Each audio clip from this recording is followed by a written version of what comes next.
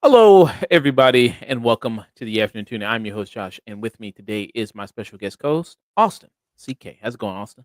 Going well, going well. Just, uh been a lot of movies, a lot of interesting stuff, a lot of it's it's always interesting after the post Oscar stuff. It's like, "Oh, wow. Well, now we're going to do this again in another year." So, Yeah. Hopefully, you can join me again mhm. next year when that comes around there to do a post Oscar recap there. That's one of the things we're going to be talking about today. The Oscars just ended there. Going to be going over the biggest winners, the biggest losers there, biggest surprises, worst speeches, best speeches, all that good stuff there from the Oscars that just ended. Then after that, I'm gonna get into some reviews there. I got another guest coming on stage from Rated M for Immaturity. He's gonna be coming on helping me review Daredevil, Born Again, the premiere, the 2 episodes there of that. He's also gonna be helping me do In Zhao 2, the Chinese animated film, which is now the highest grossing animated film of all time at $2 billion. You're an animated guy, like an animation. Have you seen that, Austin? I've heard about it. I only heard that it's like made like $2 billion, but I have not like watched it. But it looks cool. It's like one of those things where it's like if I, more time and it was like, oh, it's something I want to check out, but I want to see the first one before I see the second one. So just to know what the story is about. It just seems like it's like a bunch of crazy fight scenes with like a baby or something. Yeah, it's like yeah, a kid and it's two people and one is possessed by a demon and gotta fight other creatures and things like that. Hmm. It's pretty wild. I recommend checking it out. You can watch it in IMAX if Oh you wow. have the opportunity to. I recommend checking it out if it's playing in a theater near you. So yeah, do reviews for that. Then after that, I'll go ahead and rate somebody. Some good people on right now. Dante's on playing that Marvel Rivals. Let's see. I got Endless Cemeteries on playing that Tekken 8. I got Cal's on playing that Pokemon. Mini Portable's on. She's a wrestling content creator. She does a lot of wrestling content there. So yeah, very awesome stuff. Do you play video games much at all? I was literally just playing Marvel Rivals Oh, just okay. before we started. I was like, I'll just do a quick match, and then I was like, okay. But it's that, and then I play Binding of Isaac. It's like the two games I've been playing a lot of. Okay, cool. Yeah, that's pretty good. Yeah. Who do you play in Marvel Rivals? Well, I've been working on the Punisher, but my main was like I just kind of finished getting the Lord on them was Mantis, so I played her a lot, and then I was just like, well, Punisher's the second one I played the most as, so I guess I could just work on him. So I've just been slowly leveling him up, getting progress with him. Mm, okay, cool. Hey, that's going there with Infinite Maturity. He's going to be coming on in an hour or so after we discuss this Oscar talk there. And like I say, yeah, so give them people a raid. If anybody has any suggestions, let me know. Do you follow anybody really on Twitch mainly? I mean, my buddy Chris is on. I think he's talking about Daredevil right now. I don't know. It might be on later. Yeah, he's on right now. Oh yeah, yeah. I got to get through this Taco Bell That's commercial. fair. That's fair. Oh yeah, but here he is, and yeah, he is talking about Daredevil right Yeah, now. There. I think he was just reviewing Daredevil. I have not watched Daredevil yet. That was something I was like, I've only seen the first and like part of the second season of Daredevil, and it's something I was like, oh, it never like I just kind of fell off that show because like each episode is pretty decently long, and then I was like, oh well, it's a reboot, and I'm like, well, people are saying, oh, you should watch just the third season. I'm like, I don't, so it's just like I'm like, do I want to watch a whole show just to start a new show? Is can I, start from the beginning? So Mm, it sounds like it's pretty good. So and I'm excited. So and mm. people like these like Charlie Cox and Vincent D'Onofrio have been like doing, like so much promotion and like they're back and all the other characters are back and John Bernthal is basically bring back everything people liked from those Netflix shows. Basically, yeah. And there's even some talk, some rumors that Jessica Jones, Kristen Ritter's going to come back, and Mike Coulter's going to come back, and Iron uh, Fist is the real like are they really gonna bring him back? Like I don't know. I never watched Luke Cage just because I never even finished Jessica Jones.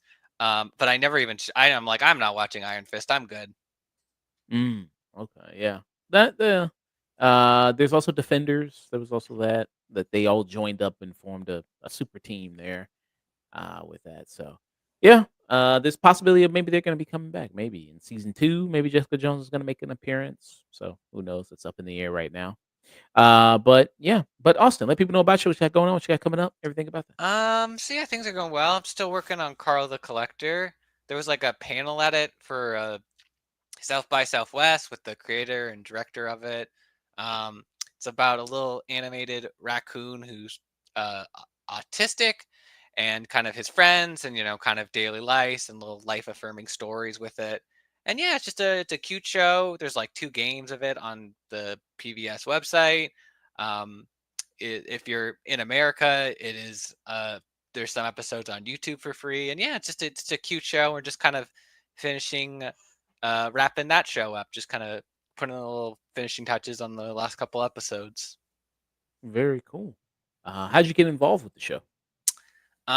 So I worked on another show, and they basically it was a show about like even younger than Carl. Like this is like a little bit more for babies. Like Carl's like a little bit like I think a kid, but like maybe even an adult could kind of watch it. But I worked on a bit of a more of a preschool show. I don't have anything about it on my thing. Uh, and then they were like, "Hey, we've been trying to do this Carl show for like a long time. We like you doing the helping with the voice stuff with it. Do you want to work on this show?" And I'm like, "Yeah." And so we've kind of just been doing that since like 2023, 24. So like almost 3 years now, kind of just working on it. And now it's out and people are seeing it and people are liking it. And it's been on like New York Times and like just like it's like wow, it's like shows don't usually like most anime shows that kind of come and go, but this like it's the reception. I was like still just kind of blown away by like the reception by it and just like people talking about it and like kids and parents and like I would look up on like TikTok and see like oh this person's be talking about it, this person's watching it. It's nuts. So Mm, very cool. So if people want to check it out, you said there it's online. There's some episodes there they want. mhm. And also PBS Kids, as you said. Here's a little short little trailer for it, 30 seconds there. It's cute. It's like something you would want. Yeah, sit down with your kids to watch there. Mhm. Okay. Very nice.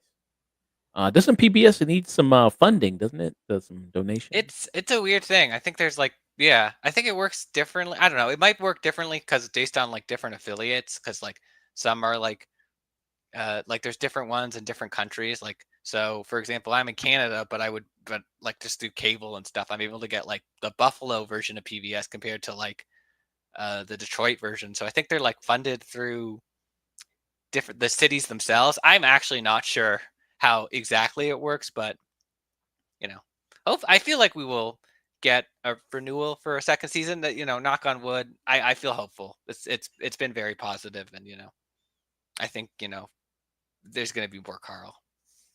Okay. Let's hope. Let's hope there is more Carl there. All right. Let's get into it. So the Oscars, the 97th Academy Awards just passed there. Going to be going over the winners, some of the bigger moments there that happened of the night, the performances, the host Conan O'Brien, which was his first time hosting, which was kind of a surprise given how long the Oscars has been on. Surprised Conan O'Brien this was his first time hosting it. And yeah, go into all that and what we thought of it. Did you see it live there? I watched it with a stream with friends, but I missed the like first. I basically got home and Kieran Culkin was accepting his award, so I missed like the first 30 or so minutes. But then I went back like the next day or later and watched his monologue and Kieran get his award. So I watched like, and then I watched basically the whole rest of the show. But yeah, it started like early for which is I think it did last year or something, where it started at like 7 Eastern. I mean, it must have been like 6 Central Time. But yeah, it started like much earlier because before it would start at like 8:30 in previous years. So. Yeah.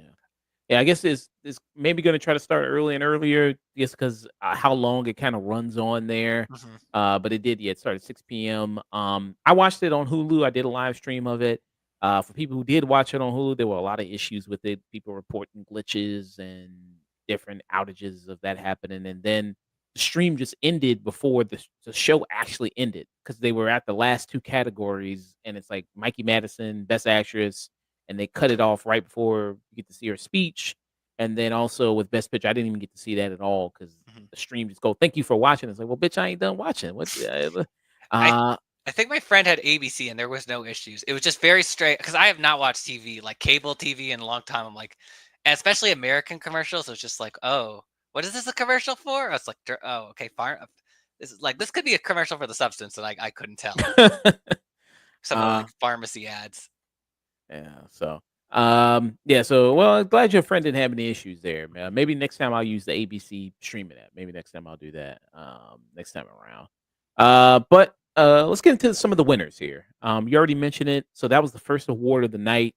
And we'll go. We'll just talk about the big ones. There mostly, but best supporting actor was Kieran Culkin. There, he won for Real Pain. Pretty much not a surprise. I mean, I think most people predicted that he would win for that. Um, a lot of people, I think he had one of the more memorable speeches of the Mhm. night.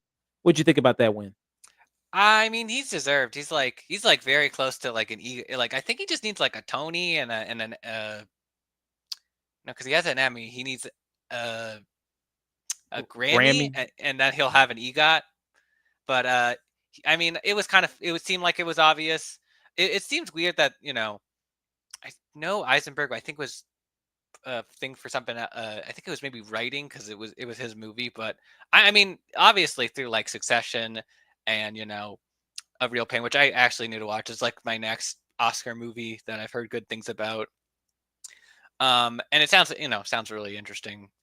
Uh, But yeah, I mean, I kind of expected it. It's always interesting being like, what, because him and Macaulay are always just like, it's like, what are they gonna do? Like they always pick very interesting and weird stuff, and I'm glad they're getting like big and recognized, especially like after all the years of like, you know, they didn't go for the best childhood. It sounds like, but like it sounds like they're in a lot healthier and better places, and um, and yeah, I think he's a great actor. A friend. Chris Ayres, I know he mentions there's a really great, they do always do the actor on actors thing, and it was him and Coleman Domingo, and just them vibing out and talking with each other is like, they should just win an Oscar for that alone. Like, just, they're like, the man has charm, like charisma that like pours through even like him just doing, talking to someone on the street, like, talking to a fellow actor. Like, it's pretty obviously why he won. He's been great on TV, and it's great that now he's just as good on film. Mm, yeah. I know some people criticize his performance because they said, "Well, he's just doing Roman again from Succession," and you watch Succession, it's like, "Oh, he's just kind of do that again." With that, and I agree, but I still thought he was still really good, like you said. I mean, he's still very great in the movie. I know you didn't see it. It's actually on Hulu. Actually, a real pain there. I didn't have any issues watching it, but yeah, it's on there. It's a breeze. It's only an hour and 30 minutes if you want to check it out. But yeah, and he's very good in it. My personal pick would have been Yura Burzov for Mhm. Nora. I thought he was really great in that, and it was cool to see him nominated. Other people you had in the category, you had Edward Norton for Complete Unknown, which I saw. I thought he was good in it. Guy Pearce for The Brutalist, and then Jeremy Strong for The Apprentice. You have another Succession actor Mhm. nominated as well in the same category. Um, I yeah, so yeah, that. But I'm happy for Kieran Culkin. Yeah, a lot of people are happy for him. Really, congrats to him. People love the Culkin brothers there, and was celebrating that win and his speech there. Did you like his story? Is I did. I thought it was funny. okay, yeah. Some people a little didn't know how to feel about it. Some people, I think most people fall on the side of thinking like, yeah, yeah, it's charming, charming story that he has with his wife there. Um, then let's see here. Did you have another category you want to talk about or? Let's see. I mean, we could just kind of go in order for what happened. I think it was animation next, because I remember seeing that one, and I've actually seen majority of those. So, Okay, let's do animation. So, best animated feature, Flow won. Um, mhm, Flow won. The other nominees were Inside Out 2. I saw that one. Memory of a Snail. I haven't seen that. Wallace and Gromit, I have seen. The Wild Robot, I have seen. I was really rooting for the Wild Robot. I have not seen Flow or Memory of a Snail. Memoir of a Snail. Sorry. Um, because I really did love the Wild Robot a lot, but Flow won. But seems like for people who do watch Flow, they love it. mhm. Have you seen it? I have seen Flow. I've seen all of these except Memoirs of a Sale, but I know it's by the guy who made it was an animated movie a couple years ago with God, what's his name? Uh Philip Seymour Hoffman. I think it was like 2007. It was like another kind of sad stop motion. I think it's Marty and something. If people remember, I'm trying to remember his name, but I've seen at least the majority of these, and I think all of them have good, all of them have merit, all of them kind of deserve to be nominated. Um, there was I think Wallace and Gromit, every time they were nominated, they won in the past with like their original short. Um, Inside Out 2, I thought was good. Like I wasn't the biggest fan of the first one, but I actually enjoyed this one a bunch more. Just dealing with anxiety and whatnot. Hi, Lucky Dog Podcast. Sorry, I just said hi, so just went back. Wild Robot, I kind of wanted to win because I thought it was the best. It was the one that maybe the most emotional, and I thought was the best story, best animation, and just kind of just kind of the best overall out of all of them, and had been winning awards and was even nominated in like I think sound and maybe something else. Um, and it's just like a beautiful movie, and it's also like the last DreamWorks is basically they're moving all their basically they had everything or they would have stuff in house. Now Wild Robot was like the last of that, and now they're going other studios are going to be basically animating their films, and it was like the last one to be done in house.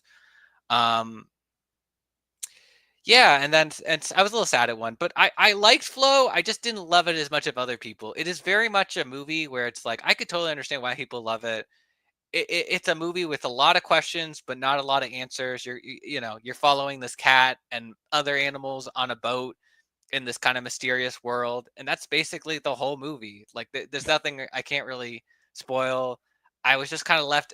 I was like I kind of wanted answers to like it's like and lore about like what's going on, what's this world, why is these things happening, and you kind of don't get that. You sort of just kind of follow this adventure of these kind of ragtag group of animals, and it's like really beautiful. And they don't act like cartoon characters; they act like a real cat, a real dog, a real monkey. And yeah, it is, and it is very beautiful. It's a very different style. I am very happy they won. I just sort of was like, I think I overhyped myself because people were like, this movie is like game change. Like I think people overhyped it a little bit for me, so I was a little bit like underwhelmed. But I still think it's like amazing. Mm, yeah. But yeah, like I said, I was the same as you. Wild Robot made me super emotional, and it was also nominated for another category. It was also nominated for Best Original Song, which it lost out to Amelia Perez. Um, yeah, so we're gonna get into that pretty soon. Um, Next big category we could talk about best director, Sean Baker. He won for Anora. He was Anora and Sean Baker were the big winner that night. They swept. He won. Well, the film won itself 5 Oscars. He won 4 there. So it won Best Picture, Best Director, Best Actress. It also won as well. I think Best Editing? Editing. Yes, it also won that as Mhm. well. So that was the big. Did you see Anora? I have watched Nora. I really like it. It is a very, it is a very emotional gut punch, but I think it's also like a really good look at like class and, uh, being a sex worker and like as well as sort of the kind of what dating and romance is in like 2024, 2025 between people, because it's like it is like that, like, oh, you meet someone, you kind of have your Cinderella, your honeymoon moment, and then it's like, oh, reality and the real world kind of sets in, and things kind of go a bit out of hand, especially with like people, especially if you're like a person marrying into someone who is wealthy, or a person who is like comes from money. There is like very big complications with that, or like even the opposite, where people are like, don't come from a lot, and you know and I think it does say a lot about class. It says a lot about you know dating and red flags, and like what is real love, and it ends off in a very emotional place, but it's very well acted. It's John Baker's like he's been kind of firing on all cylinders since like the Florida Project from a couple of years ago, because he had that, and then he did Red Rocket, and now this, and usually he gets like one big actor, and then he'll have like kind of real people, which I really enjoy about his films. Like I'm not sure about everyone, but like a lot of the actors, were just like, oh, you work at, I'm imagining like that candy store guy. That guy just actually works there or something. Like he's not a real actor. Mm. Um, I know for the Florida project, he found the main actress for that at like a Target or something. Like Oh, it okay. was just like a model, like a local Florida model who he like found at like a Target or something. Like it was just like he would just find like people from who like are from New York, who are from like the area, who do this for a living and have them just be their roles. Also, I did not know that he made Greg the Bunny until I think a couple days ago, until after his Oscar. What is Greg the Bunny? Greg the Bunny was a Fox show with like Seth Green that I think was like canceled after one season. It's kind of like puppets and people, and it's like puppets are real. It was like one of those like underrated like one season canceled shows. Okay, so this was the show. Yeah, yeah. Oh, okay. So you had Seth Green, you had Eugene Levy, you had Sarah Silverman. I know that I've seen this guy, this other guy. I I'm trying know to think what he his looked name is. familiar. And then yeah, and I then the don't know who puppet the was I think like voiced by one of the other like big robot chicken guys. uh Breckenmeyer or somebody like that, or I think it was like Dan something. I think it's mm, like the other guy who makes robot chicken that you never know the name of. mm, okay. But yeah, it's Uh, just it's a very interesting career. I think it says a lot. The movie says a lot. Looking at his career, I think he does deserve it because a lot of those movies are good. We can get into this like we talk about Best Picture, but like I generally really like Honora. I think there's like a lot of Oscars where it's like I don't even remember what the fuck the movie's really about. Like people are really pretentious and people are like, it's art, it's cinema. It's like, can you tell me what the artist was about? Because legitimately don't know.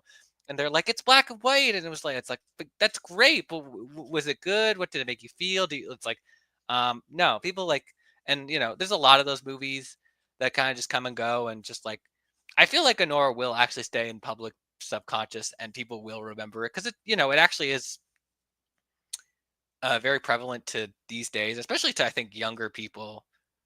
Uh, it says a lot, and I think it's a really good drama, and I'm glad it won. But I could have also seen it going to other things like Conclave or The Brutalist, or maybe not Amelia Perez after everything that happened with that, but like it was just like I think after it started winning, it was like I think this is gonna win, and it did. So, and I'm just generally happy for it because it's a really good movie. It was uh like I think that my third best on my top 10.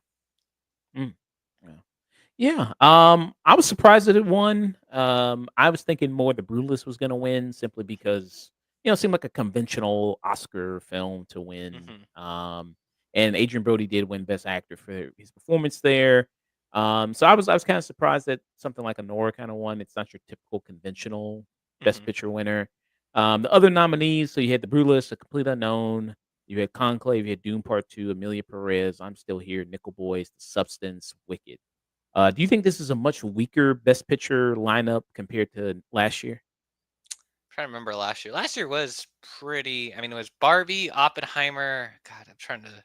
I don't. Anatomy of a Fall, American Mhm. Fiction. You also had Dune. I think wasn't also Dune nominated that year too. Or was it Was it? I thought it was. maybe the year before? Oh, here's the list. So you had Oppenheimer, Anatomy of a Fall, Barbie, The Holdovers, Oh. Maestro, Past Lives, Poor Things, and Zone of Interest. Mm. I mean, I feel like they're kind of even because there's a lot of like good contenders and like uh, I would call them good over like very popular movies that like I would say Wicked and Dude kind of fall in the same kind of category as like Barbie and Dash and just like a lot of good movies. I would say Amelia Perez probably should not be on that list. If I think if you took that out and replaced it, there's like seven other movies I feel like could have been on that list that came out this year. A Real Pain. I recently watched Sing Sing. I don't know why that wasn't on Best Yeah, Picture I list. agree. Um, Thelma. Like there was a ton of stuff that could have just got on there and replaced it. But I think overall, I would say besides like the one black spot, I think it's a pretty good list. Like you got a lot of diversity. You got science fiction, you got a musical, you got a body horror movie. You have dramas, but they are very different dramas from each other. Like comparing them. The Brutalist, Conclave, Nickel Boys. Yeah, like it's very it's I diverse, which I think I actually like about it, rather than just like you know drama, drama, drama. Mm. Yeah, that's a good way to put it. Yeah, it is a very, kind of diverse lineup of genres of film that you have here. Science fiction, body horror, musical. That's a good way to put. You got, Nickel Boys, like you said, even the dramas. Nickel Boys is like more of a historical fiction type aspect to it. It's based on a real life event, but it's, Mhm. two characters that are fictional. And also, Uh, like, it's shot in first person, right? It's all like yeah, so it's not shot like a typical drama. yeah. Like you said, obviously Amelia Perez, which was the big sore spot for a lot of people. This Academy Awards, a lot of attention on it, a Mhm. lot of negative attention for a lot of things of the cultural appropriation with the Mexican culture in the film, with the tweets from Carla Sofia Gasson on it. And this was the most nominated non-English film in the Academy history. It had 13 nominations. It walked away with two. So it walked away with Best Supporting Actress for Zoe Saldana, which was a lock. I think a lot of people predicted that she was Mhm. probably going to win for that. And then also original song, which is what I walked away with, like that. So, um, yeah. And Amelia Perez had two songs that were in the original song category. Oh. Uh, yeah, so high chance it was probably going to win there. Um, a reading from Charity said, "Isn't that the most nominations ever, second to Titanic?" I have to think about that. Let me see. Uh, I'm not sure. yeah, let me. Basically, it's a weird process. Like anything, like you have to basically like how things get nominated, and this is something I've learned working in TV. It's like you just actually have to submit it. That's like the thing where it's like some places just don't submit movies, and that's why they don't get nominated. Um, I think like Iron Claw was an example. It was like, why was this not nominated for like Best Picture? It's like, yeah, A24 just didn't know what they had and just like didn't campaign and didn't like put it in the thing. It's like, yeah, we want to get this thing for Oscar buzz. And like some movies like are smart and do that, and it's and some don't, and it's like a weird thing. I think, I imagine with Amelia Perez, they just kind of like put it in every single category and was like, and it got that many nominations. So to answer Radiant from Charity's question, so the most nominations received by a single film have been 14. There have been three films that have had 14 nominations: All About Eve, Titanic, and La La Land. Oh. So those are the three films that have received 14 nominations there. But yeah, so you got that. Yeah. Let's see. Since we were talking about best supporting, so let's bring those category up. So, like I said, Zoe Saldana won for Amelia Perez. Monica Barbaro for A Complete Unknown was nominated, where she played Joan Baez. You had Ariana Grande, Wicked, Felicity Jones, The Brutalist, Isabella Rossellini for Conclave. Um, yeah, what do you think? I've written this out like a bunch of times. I think Zoe Saldana is a great actress. I've loved her in Avatar and Star Trek and Guardians of the Galaxy and a bunch of other movies I probably can't think of the names of.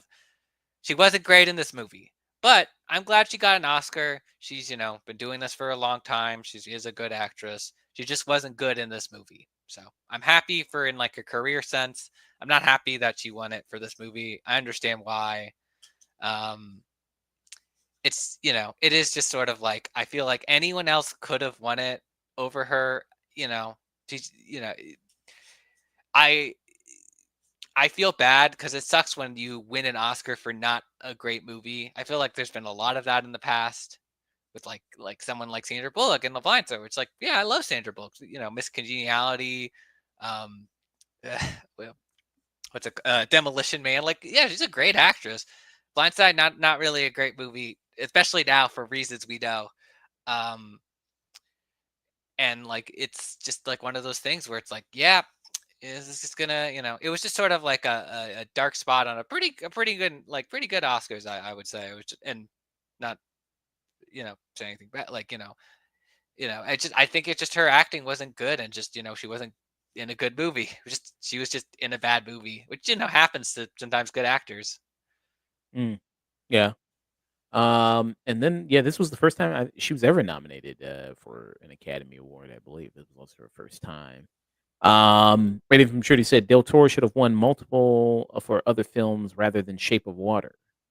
So yeah, Mhm. I thought his film Nightmare Alley should have won. It was a good contender for Best Picture. It was nominated. Yeah, I think it was just it got kind of overshadowed by things, and even when it was released, it was like the release the same weekend as like Spider-Man. It was just like It got I think more crushed. people over time. He did win. Was it last year for Pinocchio or was it the year before? It was the year before Yeah. the So other one.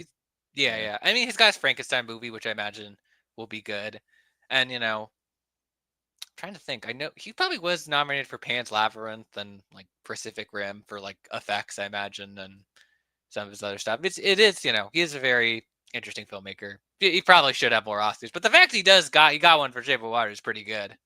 yeah. I know Rating from Shirley. He hates Shape of Water. I Oh, like it. I don't think it's the best Del Toro film, but I don't mind Shape of Water though. I I like to think of it. It's like Leonardo and what was it? It's not The the Revenant. Revenant, Yeah, where it's like that's not his best movie ever, but he needed that Oscar. After like not getting it for so many other things when he probably deserved it. It's like, yeah, it's like you remember that movie He Thought a Bear, Tom Hardy's unstandable, but like yeah, I understand it. I don't like, fish sex, not really for me, but like, you know, I'm glad Del Toro has an Oscar. He deserves it for like his all his movies. All his movies are pretty good. I don't really think he has a bad one that I like. No, nothing's coming. Zoe Saldana, after she won, they used to do some press after that. They asked her about obviously the huge controversy going on with Amelia Perez and Mhm. what's your response to people from Mexico who feel offended by the movie.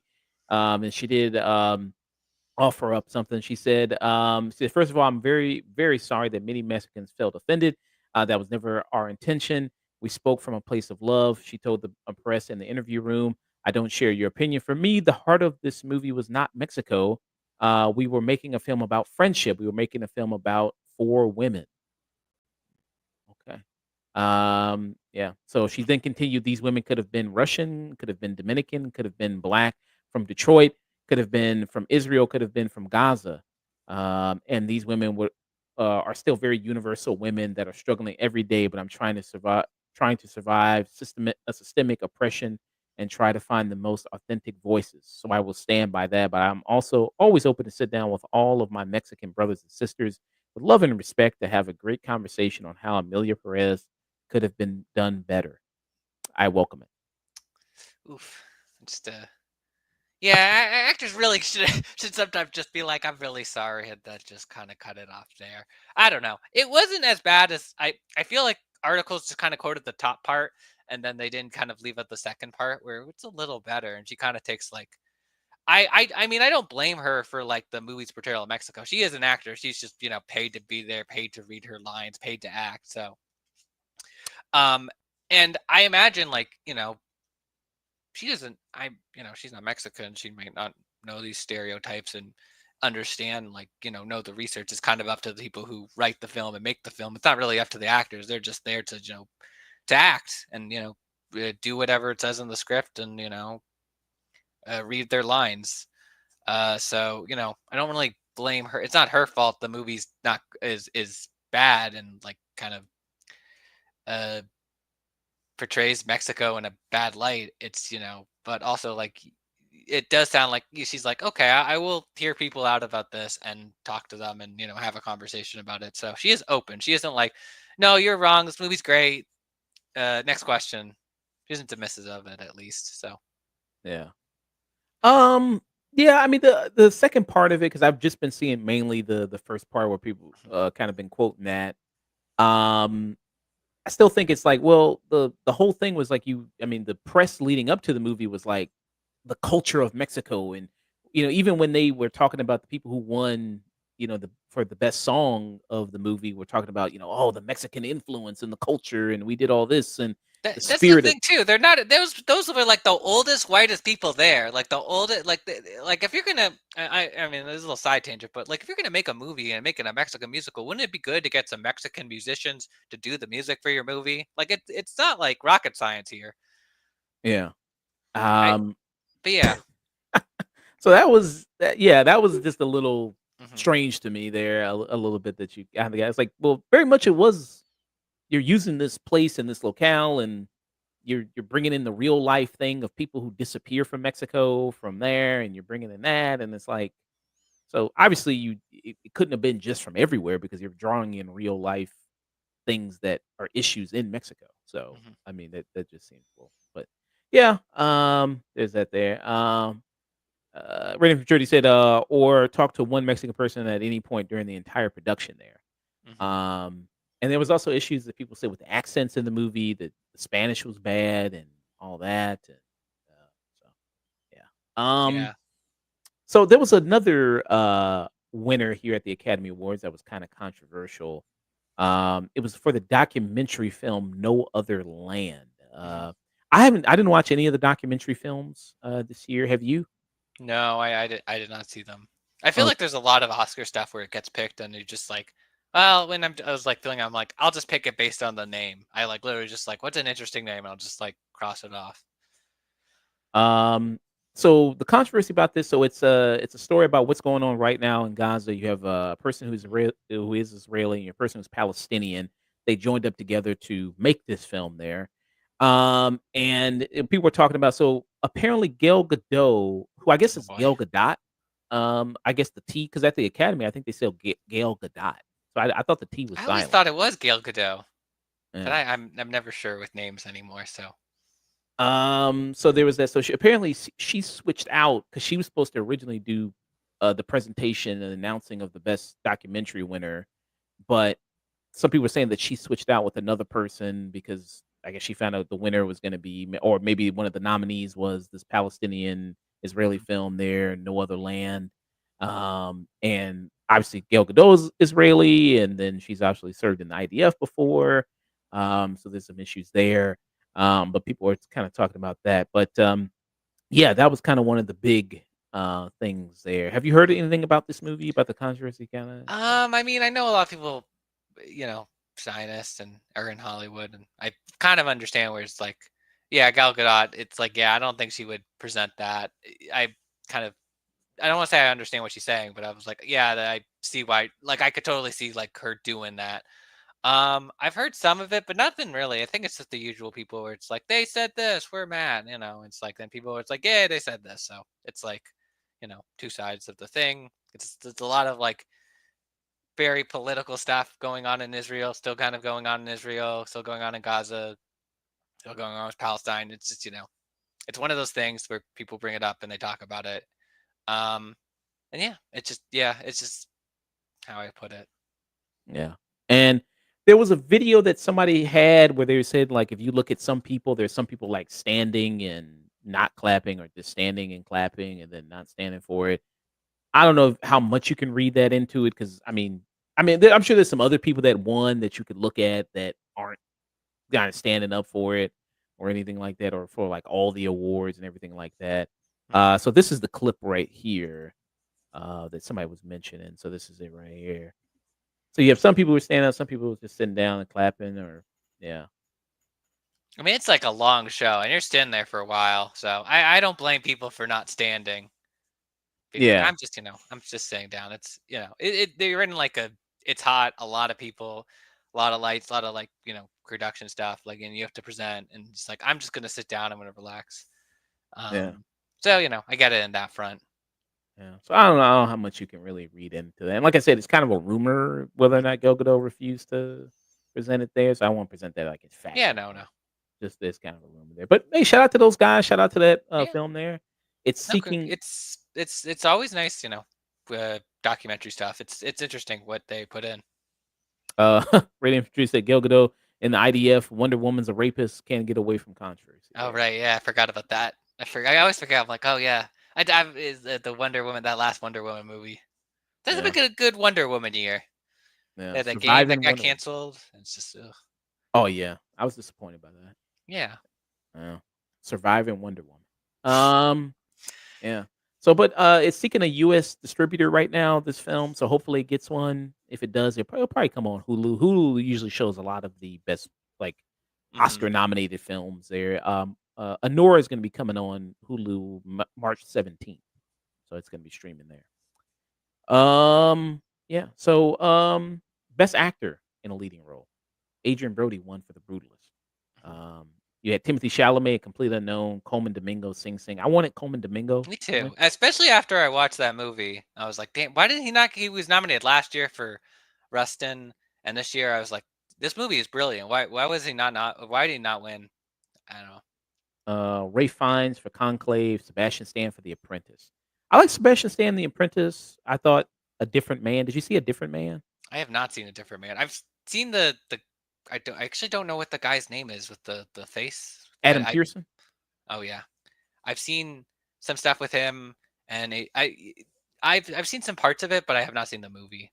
It's good. It's a good movie. I like it. I would have rather liked Sebastian Stan to be nominated for that instead of The Apprentice. I liked him in The Apprentice, though. I thought he did a really great job in that film.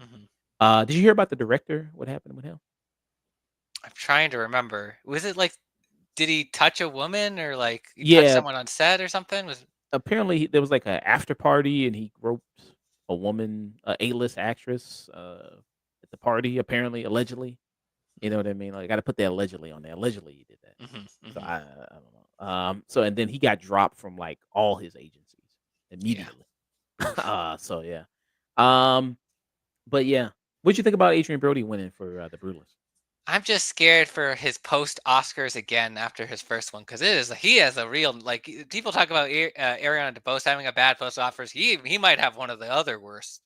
I mean, it was like The Pianist, which is not which is like an okay movie that's directed by a rapist, and I can say a rapist because that's not alleged at all, because it was Roman Polanski. Oh yeah. Um, so and then he goes on to do a bunch of other movies and Predators, which I like, which it's a pretty fun movie.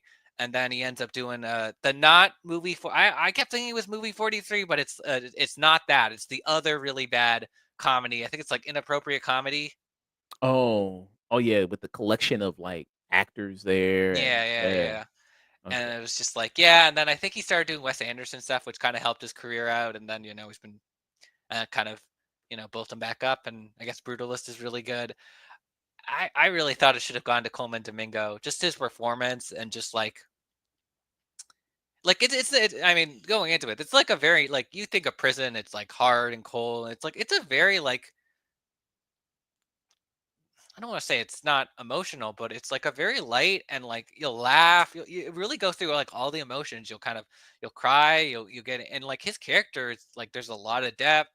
There's like a lot of suffering and anger, but his like friendships with Mike and Divine are like feel very real, and they don't start great at the beginning, but like you feel their bond by the end of the film. Like it is like there's a real sense of brotherhood between these two men, and a real sense of like connection between him and the other prisoners, and like how they look up to him and how he's you know bringing it all to this theater program. And even when the play is like a little ridiculous, because theater's a little ridiculous sometimes, and uh it's shows like what a great actor he is, that he brings it. Like he like you would think, oh, he's gonna there's a part of the movie he auditions for someone, he doesn't get it, it goes to someone else, and you think, oh, he's gonna be jealous of this person. No, he's never really jealous. He's just like, I'm going to play this other character and I'm gonna bring everything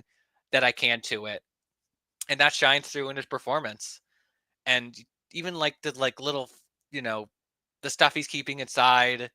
And I think maybe like one of the best scenes, and it's like the scene where it's like they're all talking about like what their perfect day was, and his story about the ice water. I'm like it's beautiful. It's a very beautiful film. I was generally like, after I watched it, I'm like, why was this not nominated for Best Picture? Why was this not nominated for like, you know, uh, I know his Divine is they're both named Divide, which is actually kind of confusing because there's the him and the other guy were who is the real person who from the uh like a lot of people are just playing themselves in the film. Yeah. And I'm like, why is he not best supporting actor? Like it's the guy who plays Mike, who at first I'm like, is that Colin Robinson from What We Do in the Shadow? Because he kind of looks like that, but a little darker. Uh, if you ever Oh yeah, seen I that knew. guy. Oh yeah, I know you're talking about. Yeah, and they both Yeah, have glasses too. They both yeah, have. yeah, yeah. They're both also like they have no hair. I think he has like a ponytail. I'm like, that's not that actor. But um, I'm like, why aren't they nominated? And it's just it's a shame. And I thought I have not seen The Brutalist List, and I imagine Adrian Brody does a great job. I'm just like, he already got an Oscar. I feel like we should give it to someone else. I mean, Timothy Chalamet. It's like I think talking about like these kind of young generation of actors will probably get an Oscar in the next 5 years, I imagine, for something. Um, maybe it'll be the next Dune. Maybe it'll be something else. I don't know. He is a very good actor, and whatever he does. Ray Fiennes.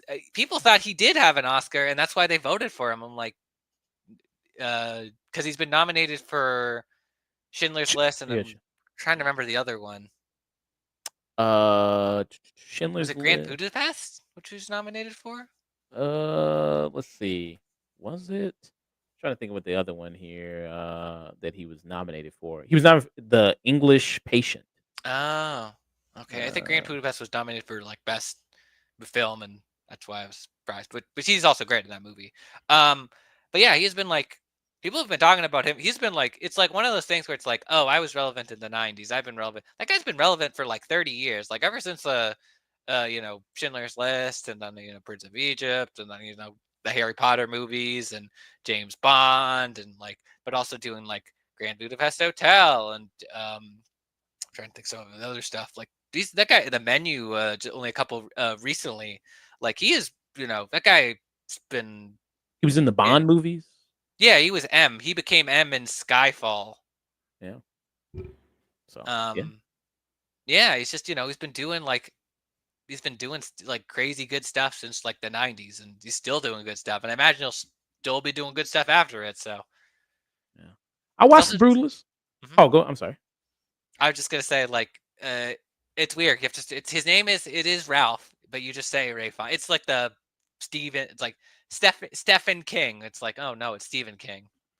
Mm. Yeah.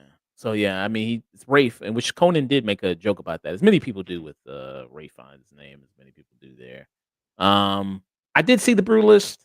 I liked it. I thought it was good. I thought Adrian Brody was good. There was some controversy about him using AI to enhance his Hungarian accent. There was that issue there. Like I said, I would have gone with Coleman Domingo for that. And I know that as far as kind of maybe worse speeches go, I think his people had issues with it. So his speech is officially the longest speech in Oscar history at Mm-hmm. 5 minutes and 40 seconds. At that, and this is the part where he actually shuts the music off. Mm-hmm. Who deserves to be up here as well. And I'm wrapping up. Please, please, please. I'm wrapping up. I will wrap up. Please turn the music off. I've done this before. Thank you. It's not my first rodeo, but I will be brief. I will not be egregious. I promise. You And know, he was not brief. Oh, He went on for like another I guess minute. that extra Oscar, you get an extra minute or whatever. The two. Yeah, I guess so. What'd you think about it? Did you think he had the worst speech? It was okay. It was a little rambly at the end. I understand you want to thank your mother, thank your parents. Just try to. I would say in terms of speeches, just write it. Um, you know, be like, okay, these people I have to thank. I want to say this thing, and then yeah, just if you need a extra second, just I appreciate he said it. He didn't swear, do anything shitty. He just like, hey, I'm gonna be brief. I've done this before. Let me just finish my thing. So Yeah. Yeah. I mean, he kind of rambled and then went on to really kind of say nothing. I mean, he kind of like, this vague kind of thing of love and we need to work together and it's all about that. And it's like, I don't know what, like, it was very non-Pacific of like what exactly he's talking about. It's like, I don't know what mhm. he's talking about really. But yeah, if I had to say worst speech for me, I would say that one. it it wasn't. I don't know. I guess I was never. I was like, this is bad, but I wouldn't say it's like a horrible speech. I guess it's rambly, but like, I went probably the worst one there. But I feel like I've seen worse speeches at the Oscars in my life. Actually, the one that the two people won for like El Ma, like original song or yeah, I mean they Oh had yeah, that. that one Uh, was worse actually. yeah, okay, that one was worse. They started singing and I was like, "Oh hell no." I was Hmm. like, and that song already sucks. It's like, "Ah, nah, bro." The other big category I want to talk about before we move on, best actress. So Mikey Madison won, Honora. A lot of people were maybe thinking Demi Moore was going to win. The Substance. It was between those two. Mikey Madison ends up walking away. What did you think? You think Demi Moore was robbed? I mean, not raw, but people are making a joke that yeah, this is the plot of The Substance, and it's like the younger, hotter actress got it. Which I am surprised Mikey Madison got it. I did think Demi Moore would get it just because like Oscars love a comeback. Demi Moore, long historic career. The Substance is a really good comeback film for her. I think it says a lot. But at the same time, people forget Oscars don't love genre filmmaking. Oscars prefer dramas and real stories, and it's a very strange movie that kind of takes part, it stabs at like Hollywood. Like Oscars love old Hollywood stuff. Like they love when people are like, remember this movie, remember like watching movies in the 70s, remember that, they love the member berries. They don't love people being critical of them, and I could see that's why they lost it. And I mean, I can't deny Mikey Madison does an amazing job. It was like, oh yeah, she doesn't have that thick New York accent in real life. When she did her speech, but like I understand why she won it. I do think Demi Moore should have won, but like in a perfect world, it would have happened. But like the fact she was nominated and the fact she has gotten so much buzz, and I feel like I've talked to this with some people. It's like when you win an Oscar, you could be like, I feel like bad for saying her name so, but Ariana DeBose, like you could just like rest on your laurels and do Craven the Hunter and uh Garvin, Love Hurts, and there was some other bad movies she was in not too long Wish, ago. Argyle. Oh yeah, Argyle. Like you could do garbage like that, or you could be like hungry and do weird stuff and interesting projects. And I feel like Demi Moore now has that, where she's like, you know, when you win an Oscar, you kind of like you're like, oh, now I got to kind of keep it up. Now I got to still do good stuff. Now you could. Demi Moore's kind of you get a little bit more freedom. You'll get a little bit more like, yeah, I can do like weird movies like The Substance. So and I thought it was very nice what her kids said about her, and you know, Oh, what did yeah, her and I kids feel say about her? I missed that. oh, they're just like they just said they were really proud of her, and it's all her different kids because like she has like she had three or two different husbands because like one of her kids is a Willis because she was married to Bruce Willis, and then she was married to Ashton Kutcher, and I can't remember the third person she was married to. I think between Kutcher and Willis, but like yeah. Mm, yeah. And then, I showed that picture after the Oscar, she indulged in, 2 big trays of fries. That's a lot of fries. I I mean, know.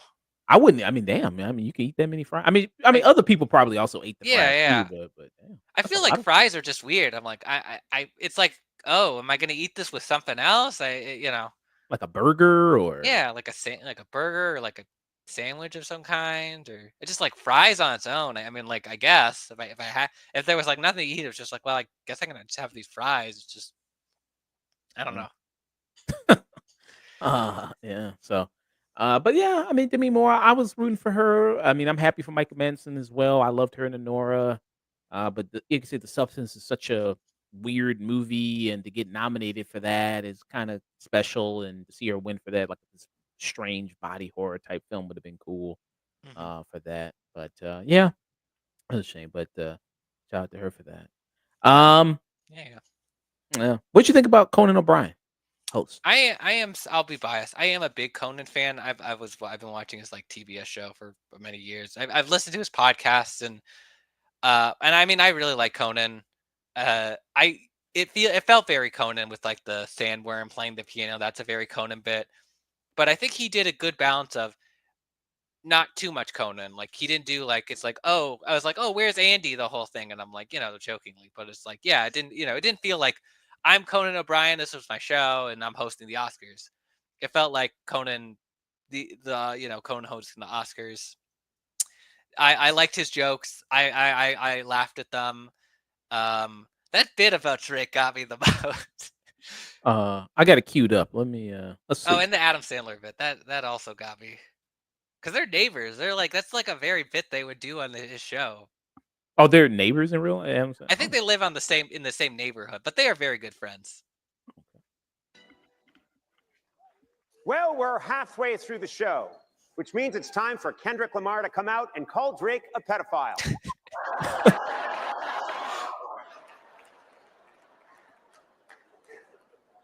Don't worry, I'm lawyered up. Anyway, And Yeah. I was thinking about this because I am from Toronto. I am from the most Drake-centered city in the world, but I do not like Drake at all. He has always been to me the guy in the wheelchair from Degrassi. A little side tangent. I was thinking about this today. I know a million people who have like a million Drake stories here. Like they're like, oh, I'm like fourth cousins with him, or my grandparents sat next to his grandparents at a bar mitzvah. Like, uh, or it's like my mom knew his mom back in the day before he was famous. And I think the best story I've ever heard about Drake is someone I work with who's like he does engineer for audio. He did it for like the Degrassi season he was on, and he's like he doesn't like Drake now, but he was like, Drake would play some of his, music and whatnot, and he's like, yeah, it's like, no way this kid is gonna be big, no way this like kid's gonna blow up. I'm like, wow, you're Drake's original hater. You're the original person who hated Drake, and I'm like, I guess you were right at the end, but like, yeah, I thought it was a good joke. It was relevant and funny, and I also like that Adam Sandler bit with him in a blue hoodie talking about going to play basketball with like Bill. There was a lot of Nosferatu jokes. That was the one thing I noticed. I'm like, huh. I didn't see Bill Skarsgård even there. Yeah, I didn't actually see him. I mean, he's not hard to miss. The dude's like Yeah, no. 8 feet tall. He's not hard to miss. And like it was nominated for stuff, so I'm like, oh, I'm surprised he's not there, or didn't even like present something.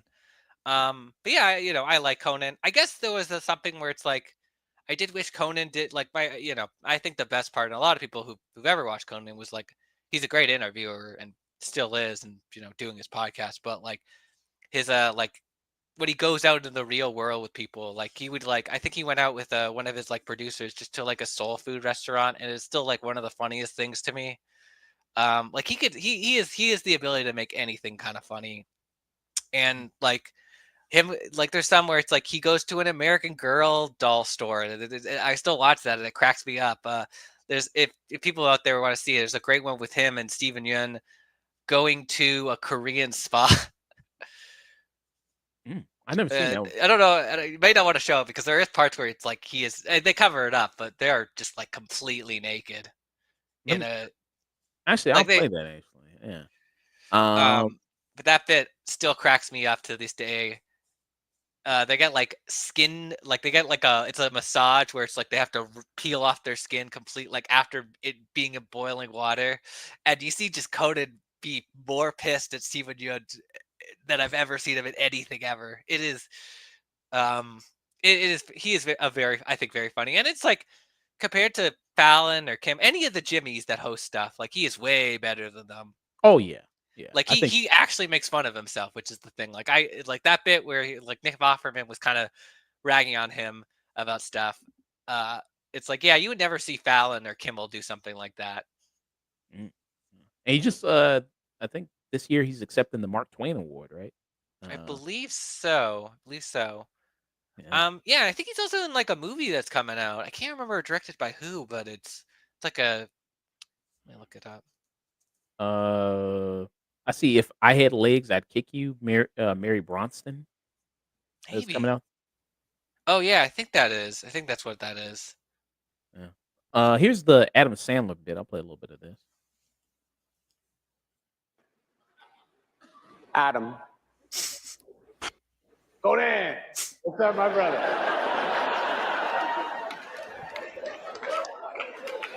What's going on, man? Adam, what are you wearing? What are you doing right now? I'm asking you what you're wearing. Nobody even thought about what I was wearing till you brought it up. You're dressed like a guy playing video poker at 2 a.m., Adam. And you know what, Golden? I like the way I look because I'm a good person.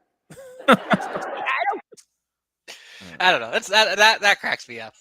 Just because he does that, I'm like I've listened to like podcasts where and like even editorials where he's like he does that exact same voice every time he's talking to Conan. He they are good friends, so it is pretty funny seeing them together. It also seems like a thing Adam Sandler would do because he's like always goes to these events and he wears like sweaters and hoodies and sweatpants. Also, Conan did a joke about Carla Sofia Gaston, her tweets. That was a good one. He did one about her. That landed pretty okay.